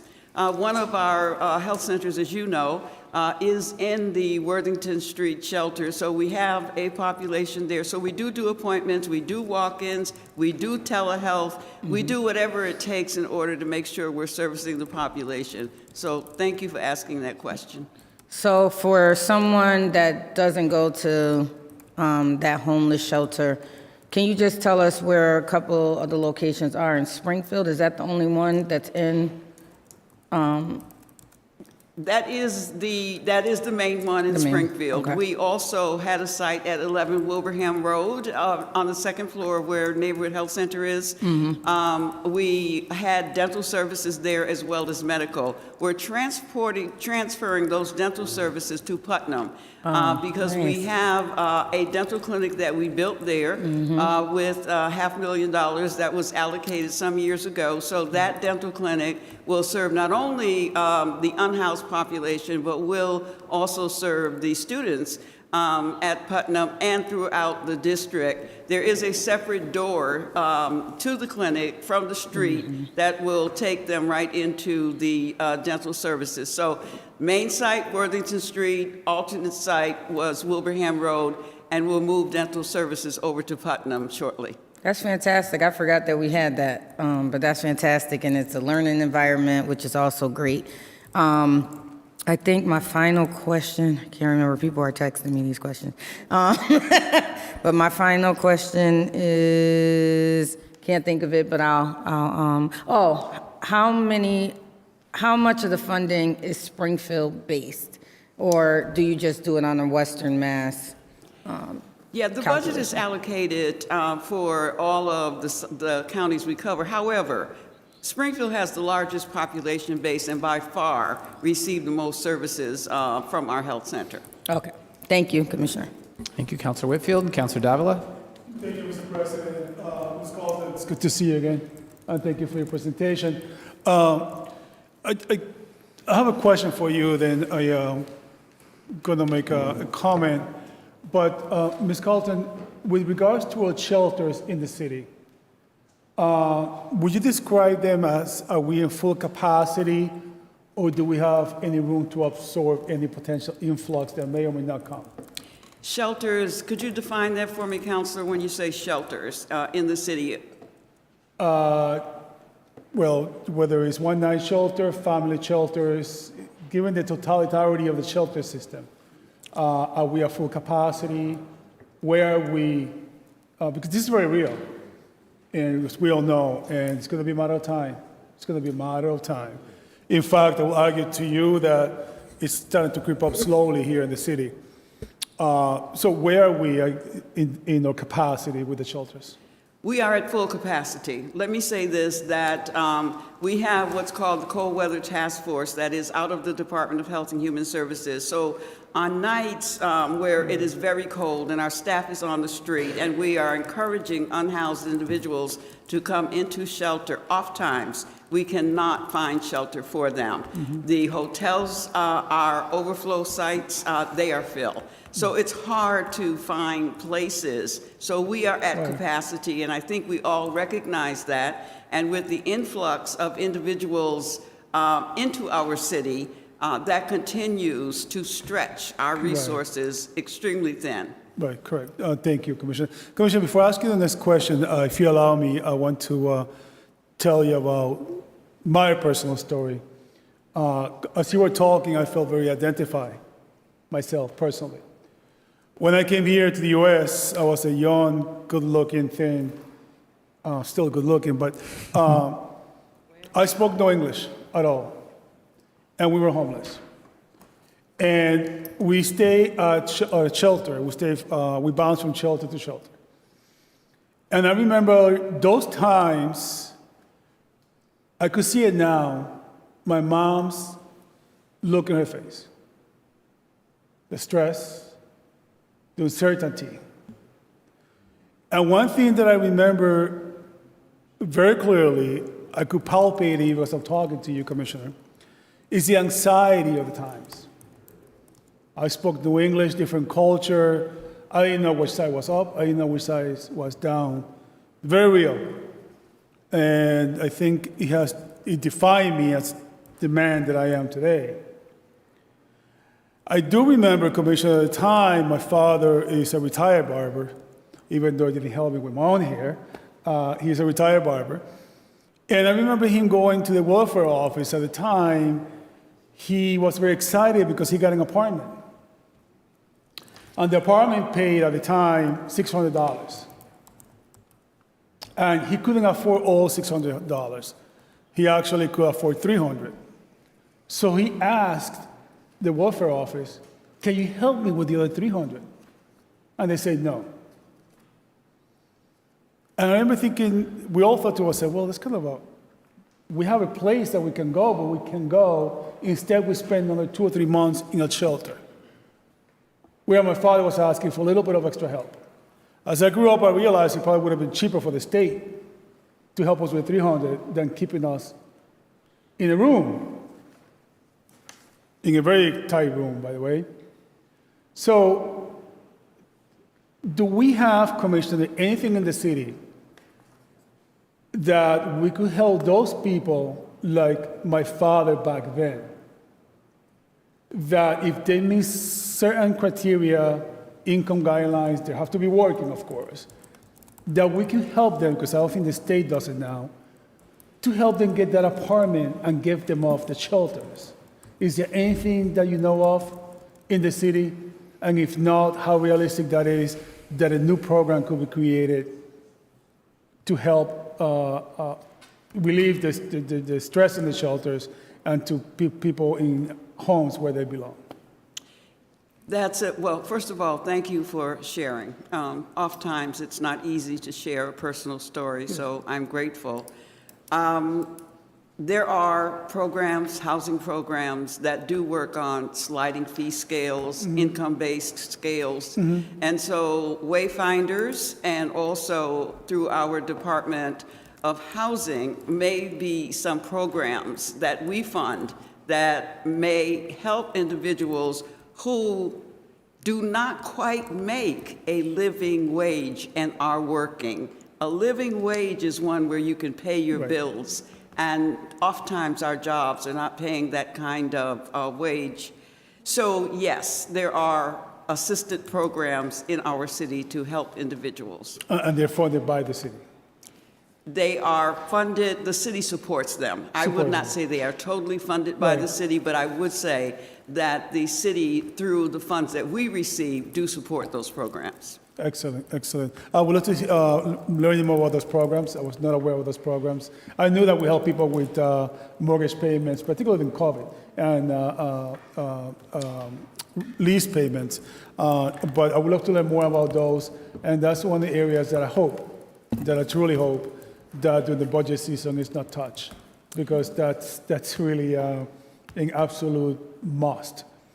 Every great society is measured how we treat those most vulnerable among us. And so, of course, I feel deeply identified with this issue myself as I lived it. And so, Commissioner, anything that I can help you on this front, please don't hesitate to reach out to help you. Thank you, Commissioner. Thank you. And I also think that is a part of what City Councilor Santinello can bring forward in a Health and Human Services Committee about the unhoused and housing situation.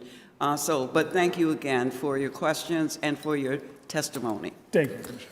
Thank you, Commissioner. Councilor Govan? Thank you, Mr. President. And thank you, Commissioner Carlton Harris, for the hard work that you've done for the last umpteenth years, I'm going to say. Homelessness and now unshelteredness has been a long-time problem in the city of Springfield.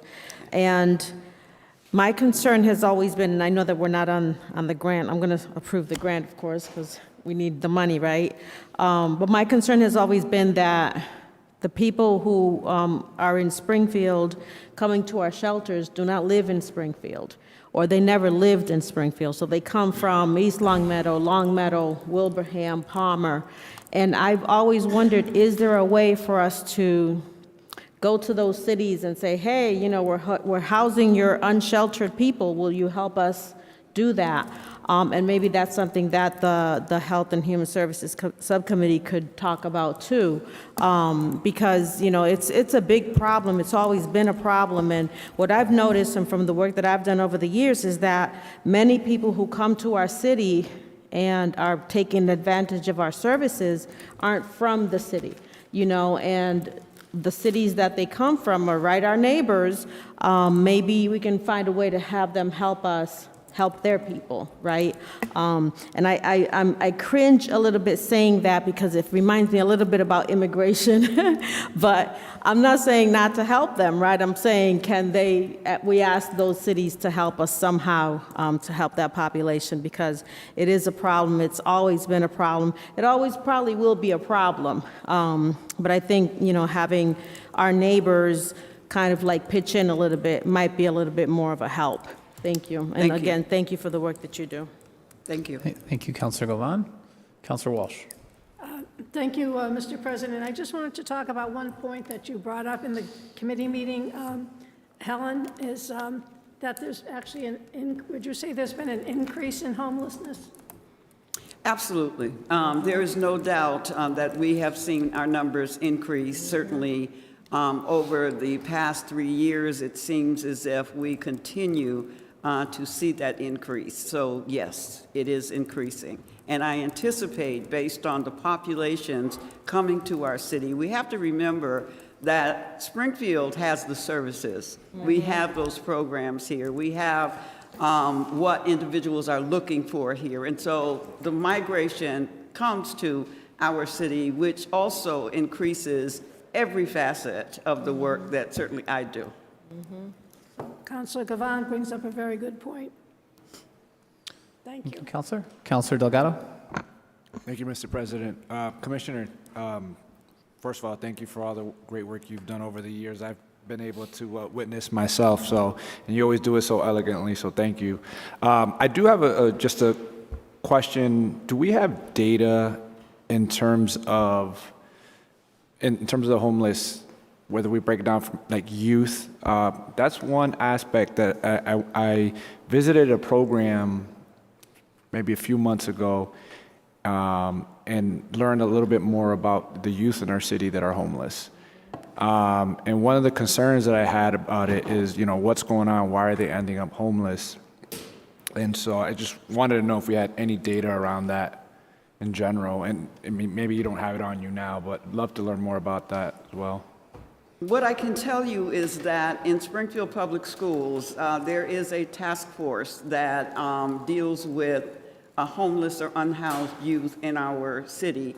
When I last heard the count, which was in November, we had over 2,000 students in our system, in our district, who could be defined as unhoused or homeless. So yes, we have some data. I also have to report to the federal government on the data that I have because of the grant, and so I also have data. It's called the UDS report that I have to send in annually, and I can share some of that data with you. But I invite you to reach out to Springfield Public Schools. They will tell you about the task force, the committee, and the work that they are doing to support the young people in the district.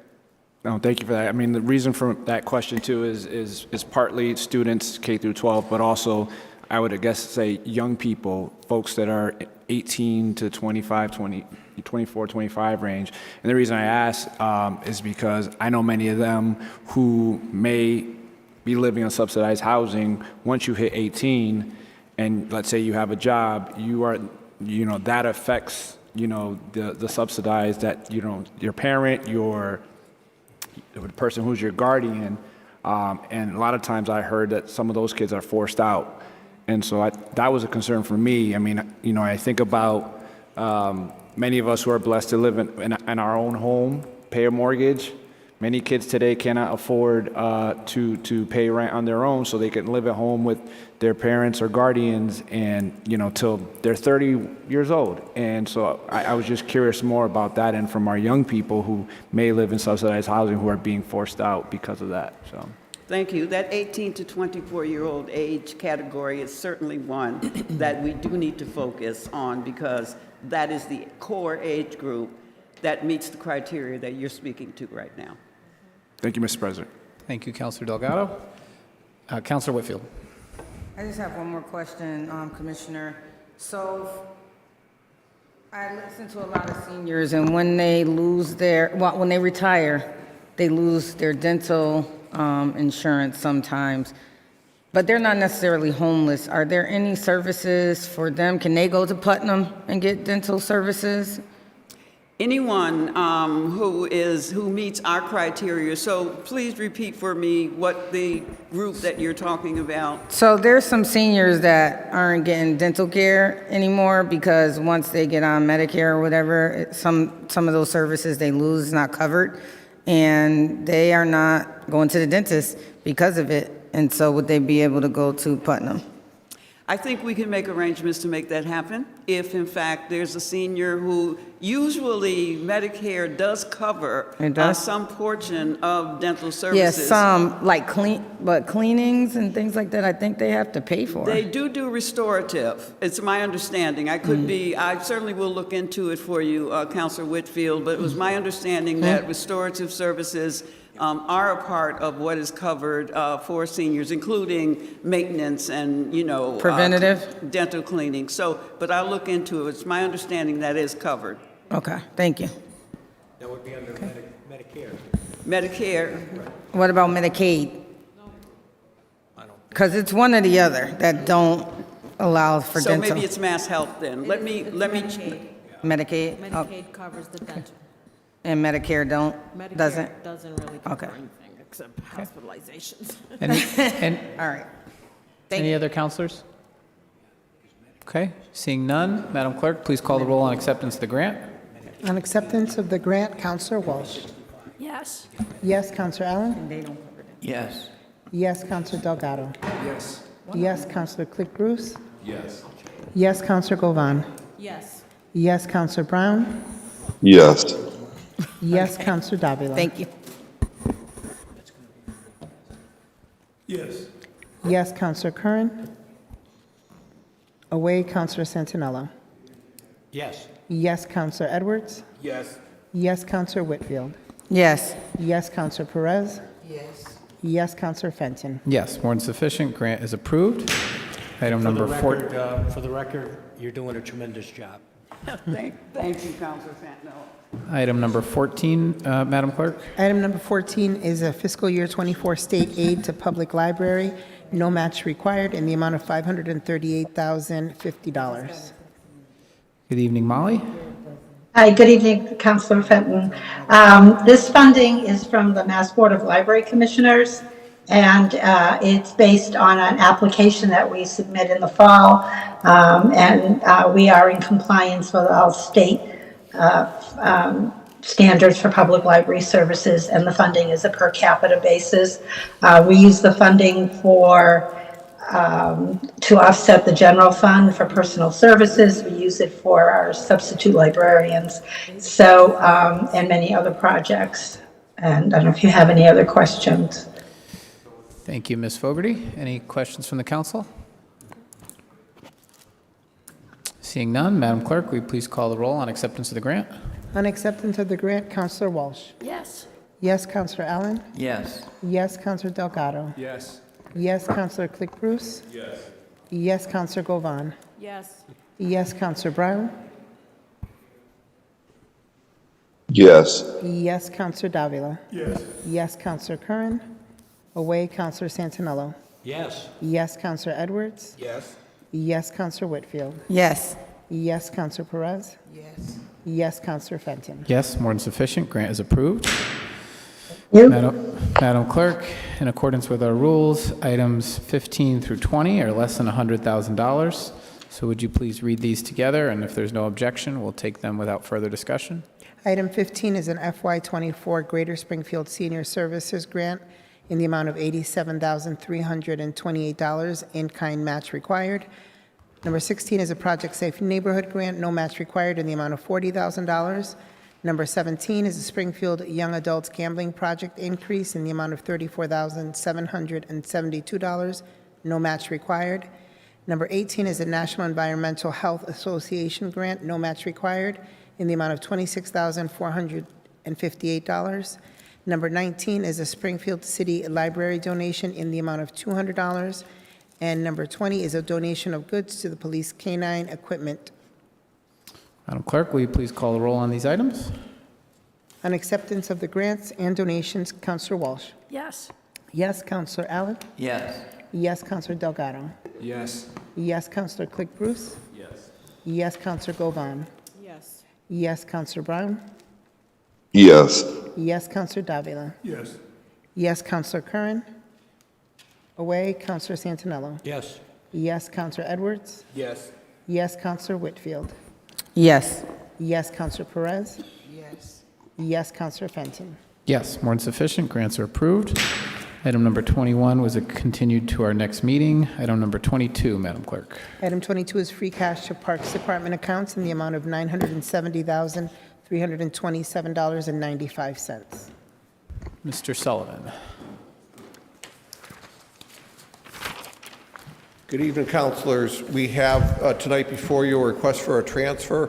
This is for our landscape services across the park department for both terraces and parks and open space, our golf courses for fungicide, professional services, also our water and sewer for running all the splash pads across the city. We've had a big increase in water usage for $153,000.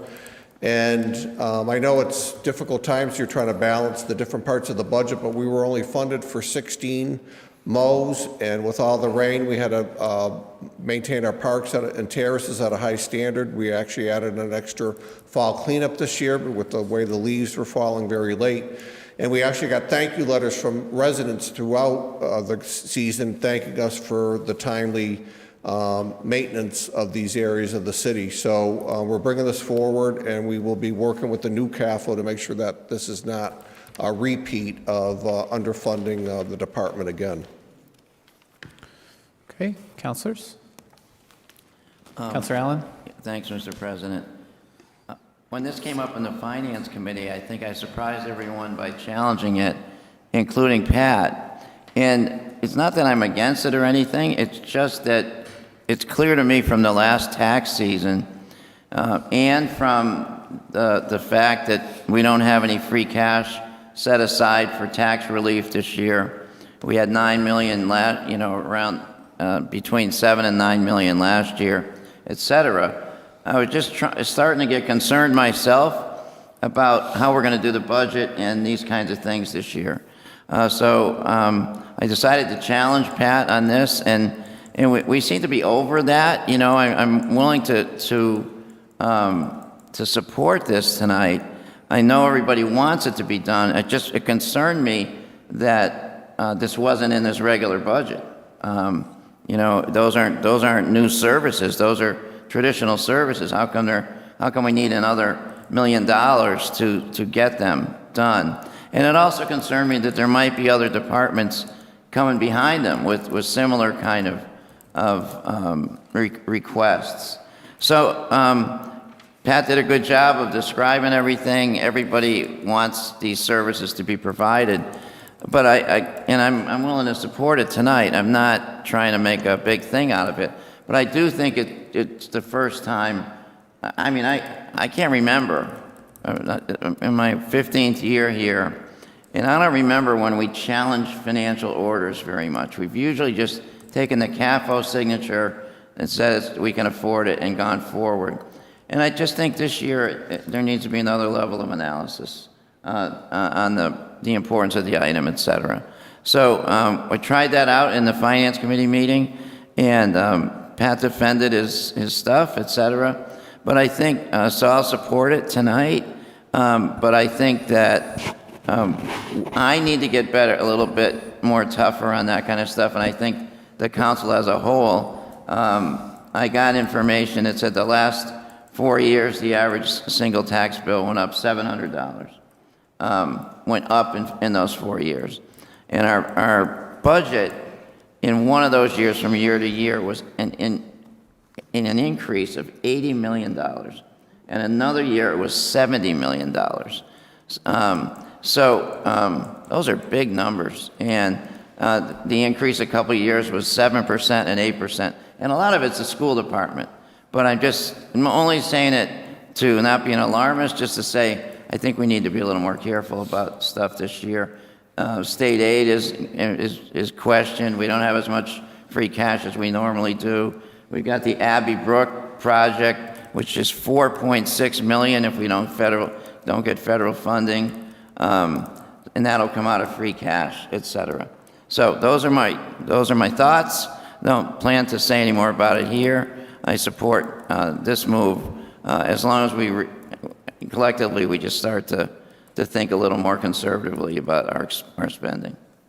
Thank you. Mr. President, if I may just offer, I applaud the council for their questions. There were great questions in the meeting. And the main reason why I brought this up now, we're not waiting till May or June, we need to be prepared to start the work for April 1st. So I need to start encumbering these funds and being ready for the spring. And spring is right around the corner. So anyway, we always love the good questions that the council has. Thank you. Councilor Whitfield. Thank you, Mr. President. Thank you, Pat. As you know, I used to do your budget. I don't understand why grass cutting services were cut or maintenance for terraces, because that's a whole nother set of calls. Right. We're getting tax bill calls now. We are definitely going to get some calls if there's a lot of overgrowth, blight, and things like that. You know, people start illegal dumping because the grass is high. A whole bunch of effects will happen. But I do agree with Councilor Allen that we do need to be a little bit more aware when financial orders come down the pike. And I'm going to disagree that folks haven't been looking at them and we just approve them, because I always look at them and I always question what's going on with the finances since I've been on the city council. So I'm just going to disagree with that statement just a little bit. I also have not voted to approve tax increases, nor did I vote to approve the last two budgets, because the property tax increases are right in the budget. It starts at the budget, and I've been saying it for years. It starts at the budget. We need to look at what the increase is going to be during budget time, because that's going to affect the tax rate, and no matter what we try to do, we have to meet that property tax, what they put in the budget. And so it is the time now, but it's been the time, and I don't know if I wasn't heard because I was new before, but I'm not new anymore. And it is the time that we look at financial orders, because just like Pat is in front of us, others will come down the pike, and we're going to be left with a little over $5 million of free cash to deal with these situations as they become available. There's much more we could have did with the $40 million that we got from Eversource Gas that we did not do. We didn't pay a lot of attention to that at the time. So I'm going to agree that we need to definitely be more frugal and really look at the financial orders that's coming before us. There have been times that we have not approved what DPW asks for as far as vehicles go. So we do look at financial orders. I'm not going to say that's a true statement. I think we try to do our due diligence, but being someone who worked in finance for the amount of time that I have a more intimate or closer relationship with finance, and I know personally that I look at those financial orders. And I also know the calls that's going to come in from Keep Springfield Beautiful and all of those folks that really pay attention to the litter and the trash and the overgrowth. And so I'm going to also vote to approve this order. But there's going to be others that's going to come down the pike this year, and we only going to have $5 million of free cash left. And so we need to consider that. Thank you, Mr. President. Thank you. Mr. President, through the chair. 1 second. Councilor Perez, then Councilor Govan, then Councilor Santinello. Okay. Then Councilor Davila. With my colleague, Tracy, but last year in my ward, you have to see when it comes to park department, the most service that is needed is the parks.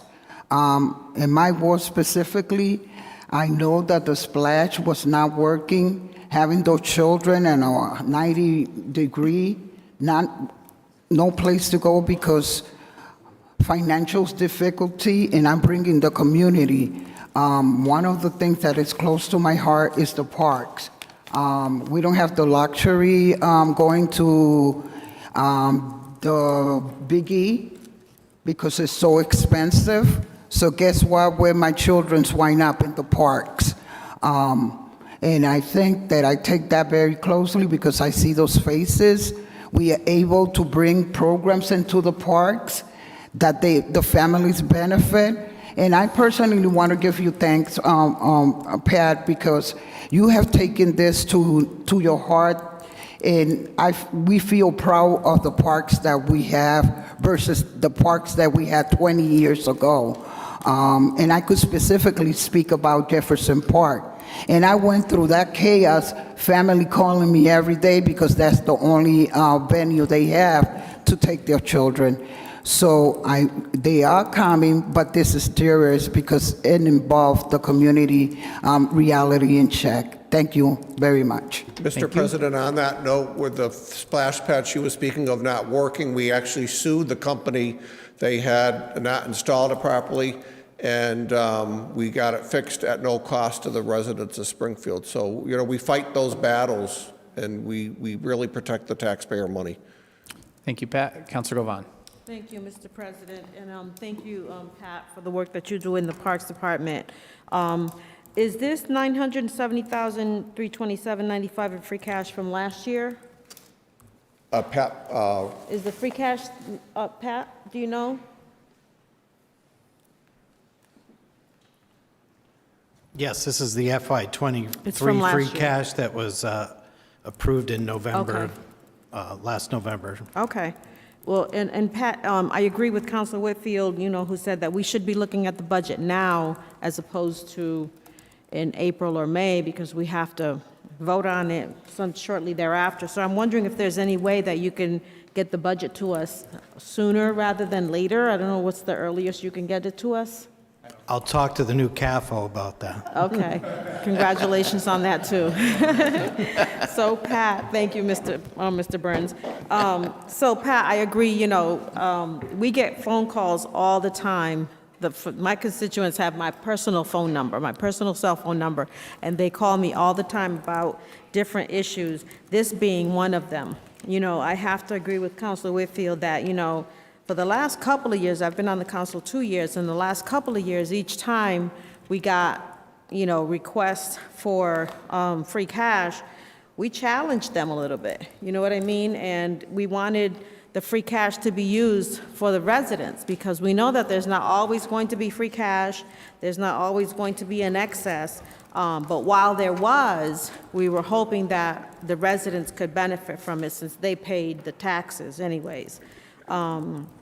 So going forward, I'll continue to fight for, you know, our residents' property taxes to be as low as possible, with us keeping our budget the way we need to keep it, because I know there has to be some sort of a balance. And I agree, you know, going forward, I hope that we'll all start looking at, you know, the requests that we get, and keeping in mind that the residents are the people that we're serving, right? We're not serving Pat Sullivan, we're not serving, you know, anyone else, but we're serving the residents, and the residents' needs, like you heard at that meeting, Councilor Allen, you know, they were talking about property taxes, and they were talking about how they needed, you know,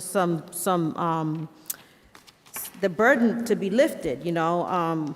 We didn't really listen to them at that time, but I'm hoping that moving forward, we'll be listening to them. And I know that this is one of the things that the residents will be calling me about if we don't take care of it. So I am going to vote to approve this because I think it's important. Our quality of life is involved in that, you know, when our streets and our parks and our, you know, little parkways look good, then we feel good about it. You know, I learned that in Indian Orchard when we put up the flower baskets, and everybody was so happy that they were there and they're wonderful. Unfortunately, we won't have them this year, but we'll see what happens. So we'll need you more in Indian Orchard, Pat. Well, let's talk and see how we can help you. Yeah, thank you so much. And I know he's done great work in all the parks, so I appreciate it. Thank you. Thank you, Councilor. Thank you, Mr. President. Councilor Davila, then Councilor Santinella.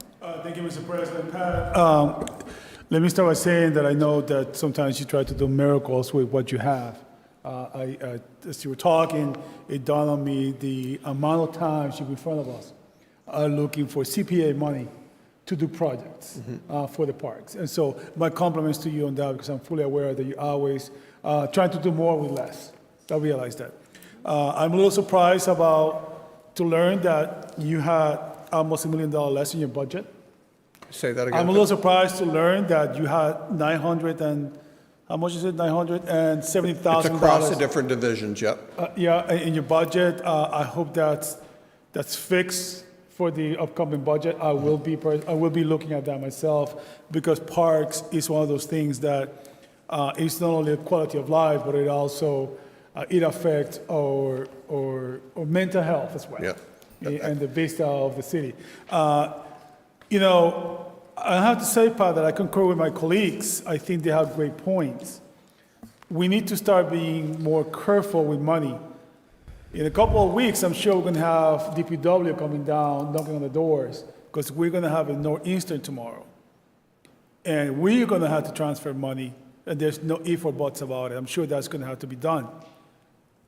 And so it will seem to me that we as a city, collectively, have got to figure out ways to increase our revenues.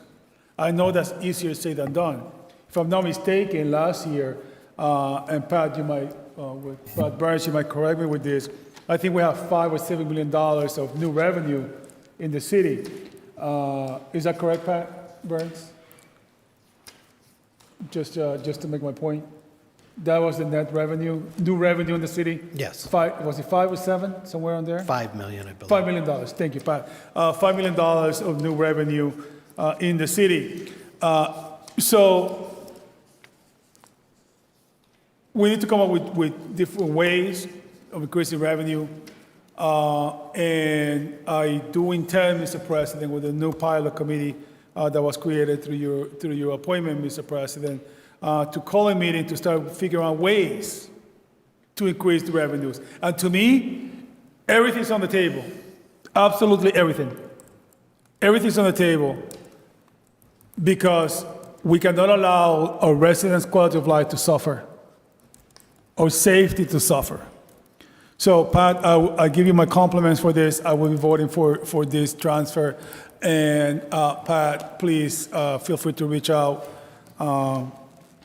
Because this is simply, I don't understand how in the name of God you were less money, $970,000 less than last budget. So. Yeah, the administration is going to make sure this doesn't happen again as well. I look forward to seeing that, Pat. Thank you so much, Pat. Yep. And again, my compliments. Thank you. Appreciate it. Thank you, Mr. President. Councilor Santana. Mr. President, first of all, Pat, it was a pleasure working with you for 12 years on the Park Commission, and I was chairman for 9. Yep. Which is a record. We got a lot done. Yeah, we got a real lot done. And I met with Pat every week, not on the committee meetings, every week personally. Question. The money that comes in through the park at the gate, does that go back to the general fund? Yes. All of our fees go back to the general fund. It's about $260,000 a year. So why isn't that kept within the parks? We'll take it. I mean, that just, is there any other, I know the answer to this. Is there any other money that goes back to the general fund? Well, all of our revenues that we raise go back to the general fund. So. Good point. Yeah, that's got to change. It's a revenue. Any other counselors on? Counselor Whitfield. Thank you. Thank you. Just understand the budget, most revenue goes to the general fund, except if it's like a special revenue fund, like the trash fees and stuff like that for DPW. Most revenue that we take in go to the general fund, and there's a few exceptions, just to let you all know. But he is, in essence, getting it back when he's paying for his staff and other services that they're providing. But what I wanted to ask you is, you're over facilities also, right, Pat? Over Yes, facilities. Why is it so management. cold in here? We need some heat. She said, why is it so cold in here? Well, you pass this tonight, and you will get heat. Thank you. We need heat. I haven't even came in person, first day back in a while, and we're freezing over here. All right. Well, we could correct Okay, things. Council. Any other counselors on the grant? Counselor Brown. Excuse me, not the grant, Thank- the transfer. thank- Counselor Brown. Thank you, Mr. President. Being that in my past I was a market MSM for Scott, so I understand the difficulty when it comes to creating a budget when it comes to like landscaping, because a lot of it has to do with weather patterns. So like heat, so like crabgrass control, it blocks the crabgrass seed from being able to germinate. Certain moisture patterns through, say, if it's a lot of rain, there might be certain fungus. So there's certain fungicides that you might have to that you just didn't foresee, but there is a certain leeway, especially when it comes to like forecasting some of this when it comes to like landscaping and like the agronomics of all the stuff. So it's not as easy. Pat, I know Pat does a great job.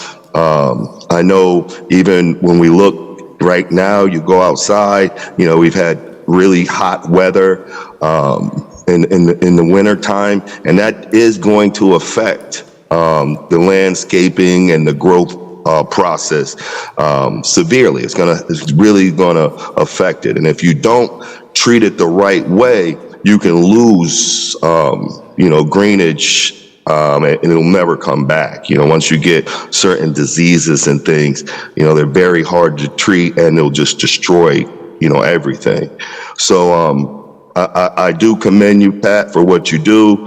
I know it's a little difficult as far as especially these strange weather patterns that we've been having.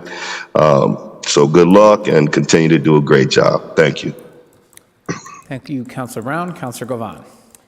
Pat, I just had one more question. I don't know if this is affecting your budget or not, but do you have a full complement of staff at the Parks Department? We have roughly about 8 to 10 positions that are currently open. Open, okay. Yeah. Are those included in your budget or no? They are, the people come and go, and, Okay. and HR does a great job filling them as fast as they can, but All right. and Thank that you. would include some of the facilities and parks combined. Okay, Yeah. okay, thank you. I just wanted Mostly to. on custodial, we have a revolving door. Okay, I have an idea for that. Mhm. Thank you, you, Counselor. Mr. President. Seeing any other counselors? Okay, seeing none, Madam Clerk, would you please call the roll on approval of the order? On approval of the order, Counselor Walsh. Yes. Yes, Counselor Allen. Yes. Yes, Counselor Delgado. Yes. Yes, Counselor Click Bruce. Yes. Yes, Counselor Govan. Yes. Yes, Counselor Brown. Yes. Yes, Counselor Davila. Yes. Yes, Counselor Curran. Yes. Yes, Counselor Santinello. Yes. Yes, Counselor Edwards. Yes. Yes, Counselor Whitfield. Yes. Yes, Counselor Perez. Yes. Yes, Counselor Fenton. Yes. More than sufficient. Free cash transfer is approved. Item number 23, Madam Clerk. Item 23 is an ordinance amending Chapter 268, Trees. Good evening, councilors. We're so proud to be bringing this before you tonight. Alex Sherman, our city forester, and I and the mayor have been working on this ordinance for the last 3 to 4 years. And one of the holdups was the mayor wanted a way, there's a penalty phase for trees if a tree needs to be removed.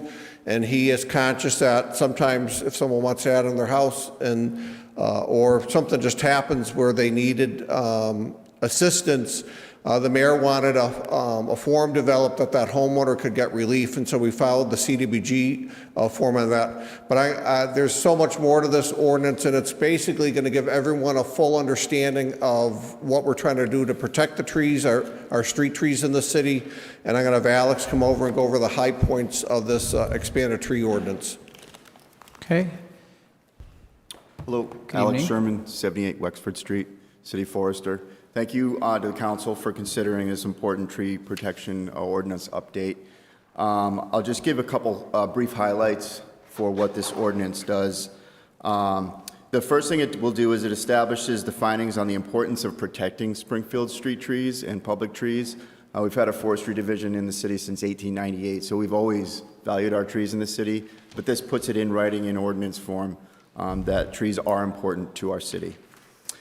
It also establishes a Springfield Tree Replacement Fund, revolving fund to support tree planting and other related activities across the city. So some of the mitigation funds that Pat spoke about, if a developer or other person needs to remove a healthy public shade tree, the city, this allows for mitigation funds to go directly into a tree replacement fund so we can plant new trees with those mitigation funds.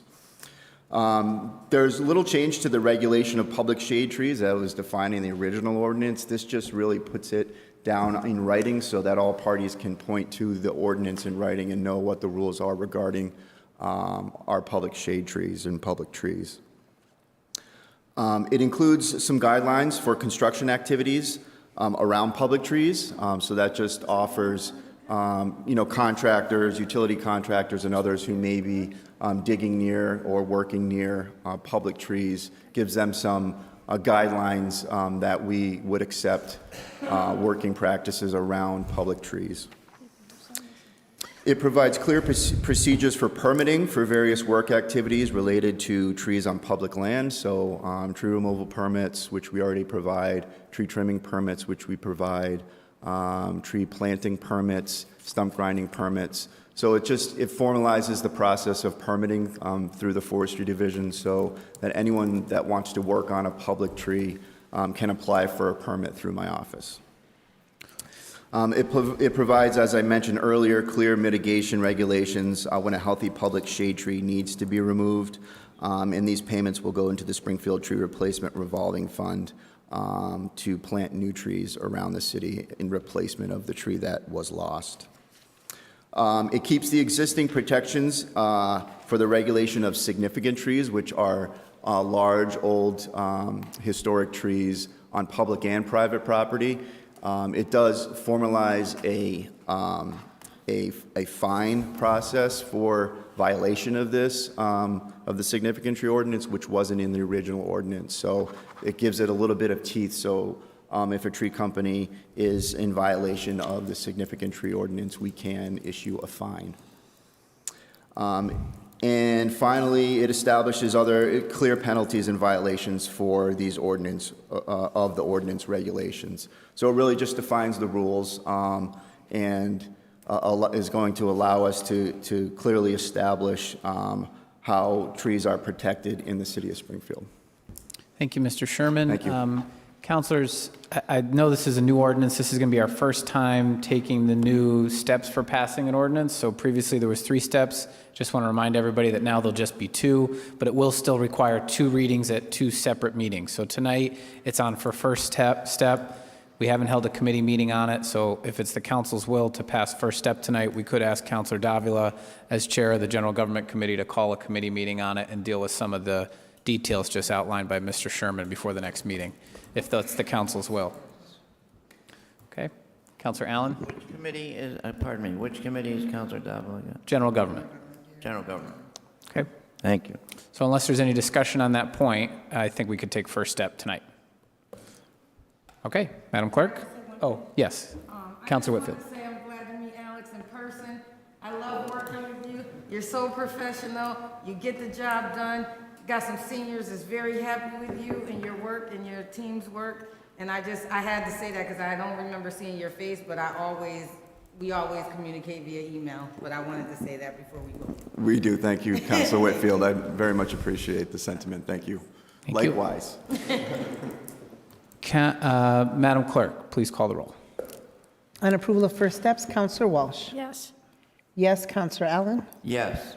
Yes, Councilor Delgado. Yes. Yes, Councilor Click-Bruce. Yes. Yes, Councilor Govan. Yes. Yes, Councilor Brown. Yes. Yes, Councilor Davila. Yes. Yes, Councilor Curran. Yes. Yes, Councilor Santinello. First step, yes. Yes, Councilor Edwards. Yes. Yes, Councilor Whitfield. Yes. Yes, Councilor Perez. Yes. Yes, Councilor Fenton. Yes, more than sufficient. Matter passes first step. Item number 23, Madam Clerk. Item 24 is an order 24. authorizing the transfer of the custody and control of land known as Rear Parker Street. Mr. Sullivan. Yes, actually, this one goes back when Councilor Santinella was the chairman. We had developed a master plan for Greenleaf Park, and this land is going to be added. It's behind the Mary Walsh School, and it will be added to the Greenleaf Park. We received a federal grant for restoration of that park, which is underway now. And we've had great success with these projects and working with the school department across the city, and it's actually going to allow the school department, the children that attend Mary Walsh School, to use the expanded facilities of both the playground, the splash pad, and the walking trails that we're installing at Greenleaf Park. So it's an exciting project. Okay, any questions from the council? Councilor Quick Bruce? Thank you, Chair. Pat, I just want to thank you for doing this when we did the groundbreaking sometime in the spring or late fall, winter, whenever it was. You gave us an outline of what the plan, the master plan was, and I love the connectivity to the school to the park. So kudos to you and your team in making this happen in Ward 5. Thank you. Thank you for your support too, Councilor. Okay. Madam Clerk, would you please call the roll on the transfer? On the transfer, Counselor Walsh. Yes. Yes, Counselor Allen. Yes. Yes, Counselor Delgado. Yes. Yes, Counselor Click Bruce. Yes. Yes, Counselor Govan. Yes. Yes, Counselor Brown. Yes. Yes, Counselor Davila. Yes. Yes, Counselor Curran. Yes. Yes, Counselor Santinello. Yes. Yes, Counselor Edwards. Yes. Yes, Counselor Whitfield. Yes. Yes, Counselor Perez. Yes. Yes, Counselor Fenton. Yes, more than sufficient. Transfer is approved. Item number 25, Madam Clerk. Item 25 is an order authorizing the transfer of custody and control of a portion of land known as 1015 Wilbraham Road from the Springfield Public Schools to the parks. Thank you. This is another exciting project. This is building a sports field and a park amenities behind the Duggan School. And as some of you have known, when we brought the bond before you a few years ago, we uncovered that it was a landfill. And instead of walking away, the city and the city council embraced the cleanup of that landfill with this beautiful facility that's being built. So again, we're excited to be working with the school department on this project. And this land behind Duggan will be turned into Duggan Park as well. Councilor Quick Bruce. Thank you to the chair. Again, Pat, thank you again for this project. As being a youth coach and adding the football field to our community is greatly needed, as we only have one football field in the city of Springfield. And we are sending Division I athletes, not only through sports, but through their student athletes. So I think this is going to be a great for our city. I'm actually a coach at Duggan, and we will actually want to see that gym expanded because we believe once we get this football field, we're going to have a lot more athletes want to come to Duggan. So again, on this project in the landfill and all the work that you've done, again, kudos to you and your team, and thank you for taking care of our city with this as well. Thank you. Thank you, Councilor. Okay. Madam Clerk, please call the roll on acceptance of the order. On acceptance of the order, Counselor Walsh. Yes. Yes, Counselor Allen. Yes. Yes, Counselor Delgado. Yes. Yes, Counselor Quick Bruce. Yes. Yes, Counselor Govan. Yes. Yes, Counselor Brown. Yes, and I had my hand raised. Thanks. Sorry about that, Councilor Brown. I did not see you. Yes, Counselor Davila. Yes. Yes, Counselor Curran. Yes. Yes, Counselor Santinello. Yes. Yes, Counselor Edwards. Yes. Yes, Counselor Whitfield. Yes. Yes, Counselor Perez. Yes. Yes, Counselor Fenton. Yes, more than sufficient. The order is approved. Councilor Brown, would you like to be heard? I was just basically going to say we talked about this in our committee. This came into my committee, and just want to tell you did a great job, as always, Pat. Thank you, Councilor Brown. Thank you, Councilor Brown. I'm sorry about missing you there. Okay, next, Madam Clerk, we have items 26 through 37, all of which are Mr. Sullivan's and are statements of interest for MSBA projects. So why don't we call them all at once, Madam Clerk, and then we can have Pat tell us about all this money we hope to get from MSBA. The statements of interest pertain to White Street School, Washington School, Sumner Avenue School, Rebecca Johnson School, Mary Pottinger School, Milton Bradley School, Indian Orchard Elementary, Glenwood School, the High School of Commerce, Chestnut Middle School, Central High School, and Samuel Bowles School.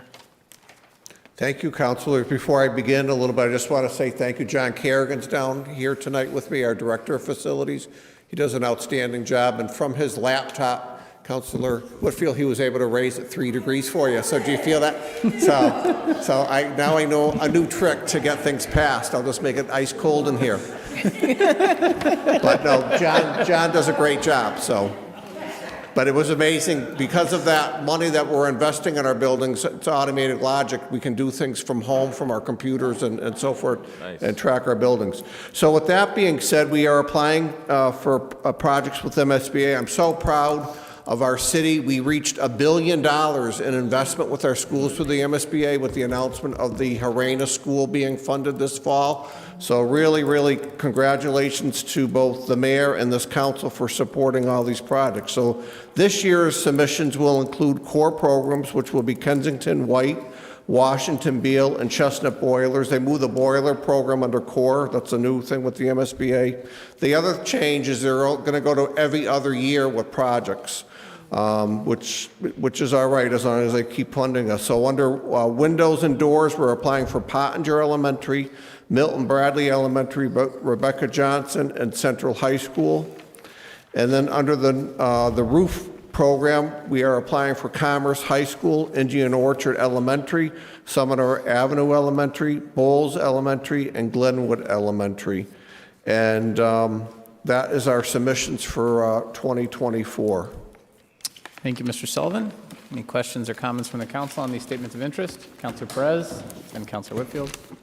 I have to say that thank you, Pat, again, because I remember entering in the school committee for the particular school that for so many years, it was in the making, 30 years, and we suffer a lot, and it's a dream come true. So thank you, Pat, because you were so involved with the community.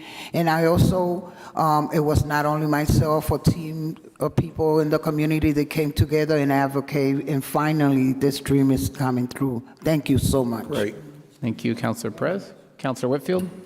Thank you, Mr. President. And I echo what she said, even with the DeBerry Swan School. Yeah. Beautiful, yeah. And all those projects. So I seen that 2 schools got number 7. Are those 2 new schools that you're asking for, White and Washington?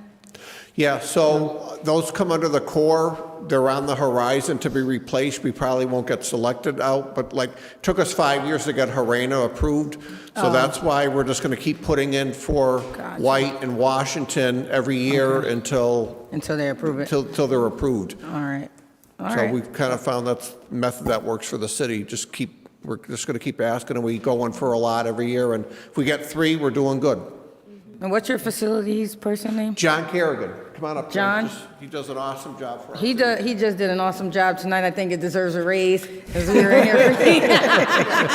Much appreciated, Councilor. We're going to look for that in the budget. But I just wanted to say hi, and I love the new technology that we're catching up. So thank you for all that you do and helping write these statements. Thank you, Councilor, and thank you to the council as a whole. We're really excited about this group of projects, and we're great. We're looking forward to getting able to participate in this work for the city. It's a great group of projects. Thank you very much for your attention. Thank you. Thank you. Councilor Davila. Thank you, Mr. President. I just want to recap with you while we talk about committee. Sumner Avenue School is going to get a new roof, correct? That's what we're putting in for? Yep, on the roof program, they include Commerce, Indian Orchard, Sumner Avenue, Bowles, and Glenwood. Okay, and I think you said we might get up to 80% reimbursement from the state for that? Yeah, we tend to run those projects, the window, doors, and roofs, at close to 80%. Okay, and the plan, I believe, is White Street to be joined with Washington? Is that what?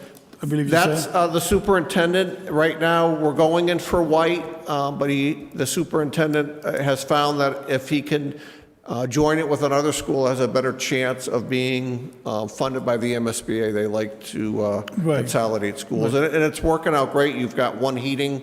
It saves the city money in the long run too, because now you're combining all your resources into two schools into one building under one roof. Right, and BL is going to be combined with what? Yeah, Washington would be the main application, but it could be combined with Beal. So Washington could be Beal or White Street, either or? So White, Kensington and White, but Kensington White and is the White. main application on that. And then Washington is the main application. And then when MSBA comes out to tour these sites, we'll share that it has the opportunity. We just want it to be upfront with the council of what the school committee and the mayor and the school superintendent were thinking. Thank you, Thank you, Mr. President. Okay.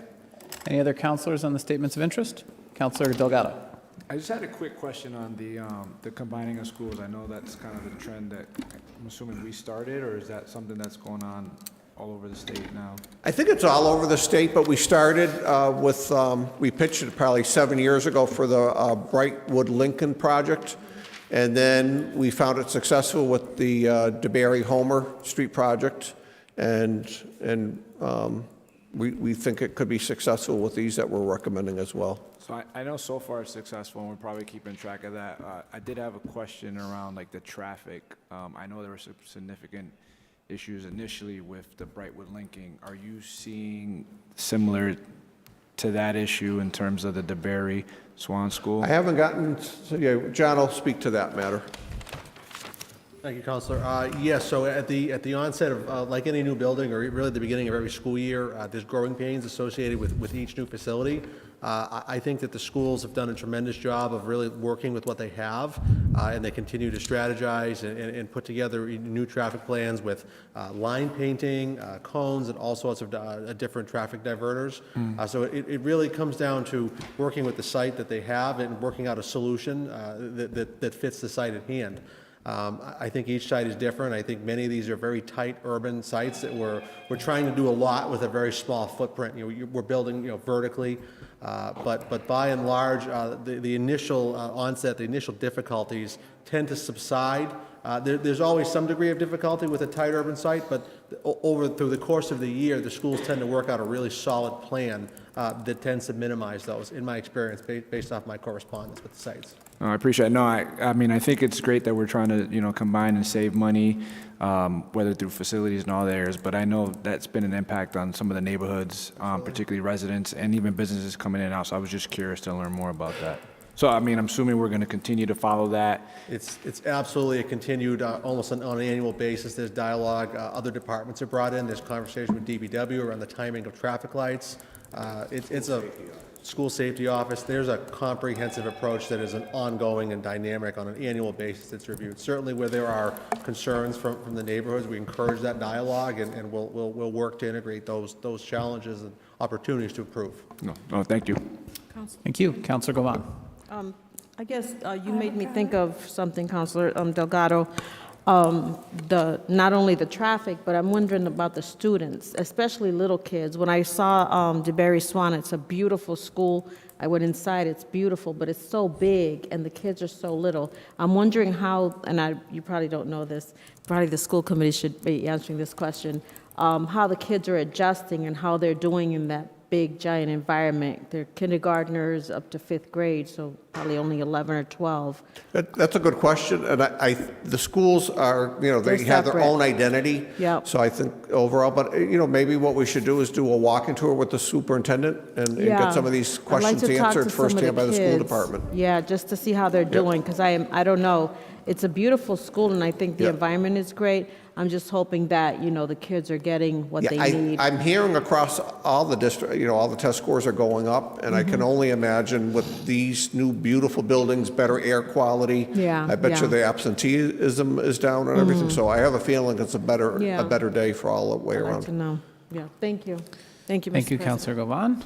Seeing no other Counselor Walsh. Yes, I want to point out that regarding the statements of interest, that go to the Massachusetts School Building Authority, that I think Pat has one of the best records in the state of getting these projects approved. Yeah, And we you don't do- want to say it too loud, though, because then they'll start taking the money away. Yeah, we've worked very, very hard, and, yeah, so.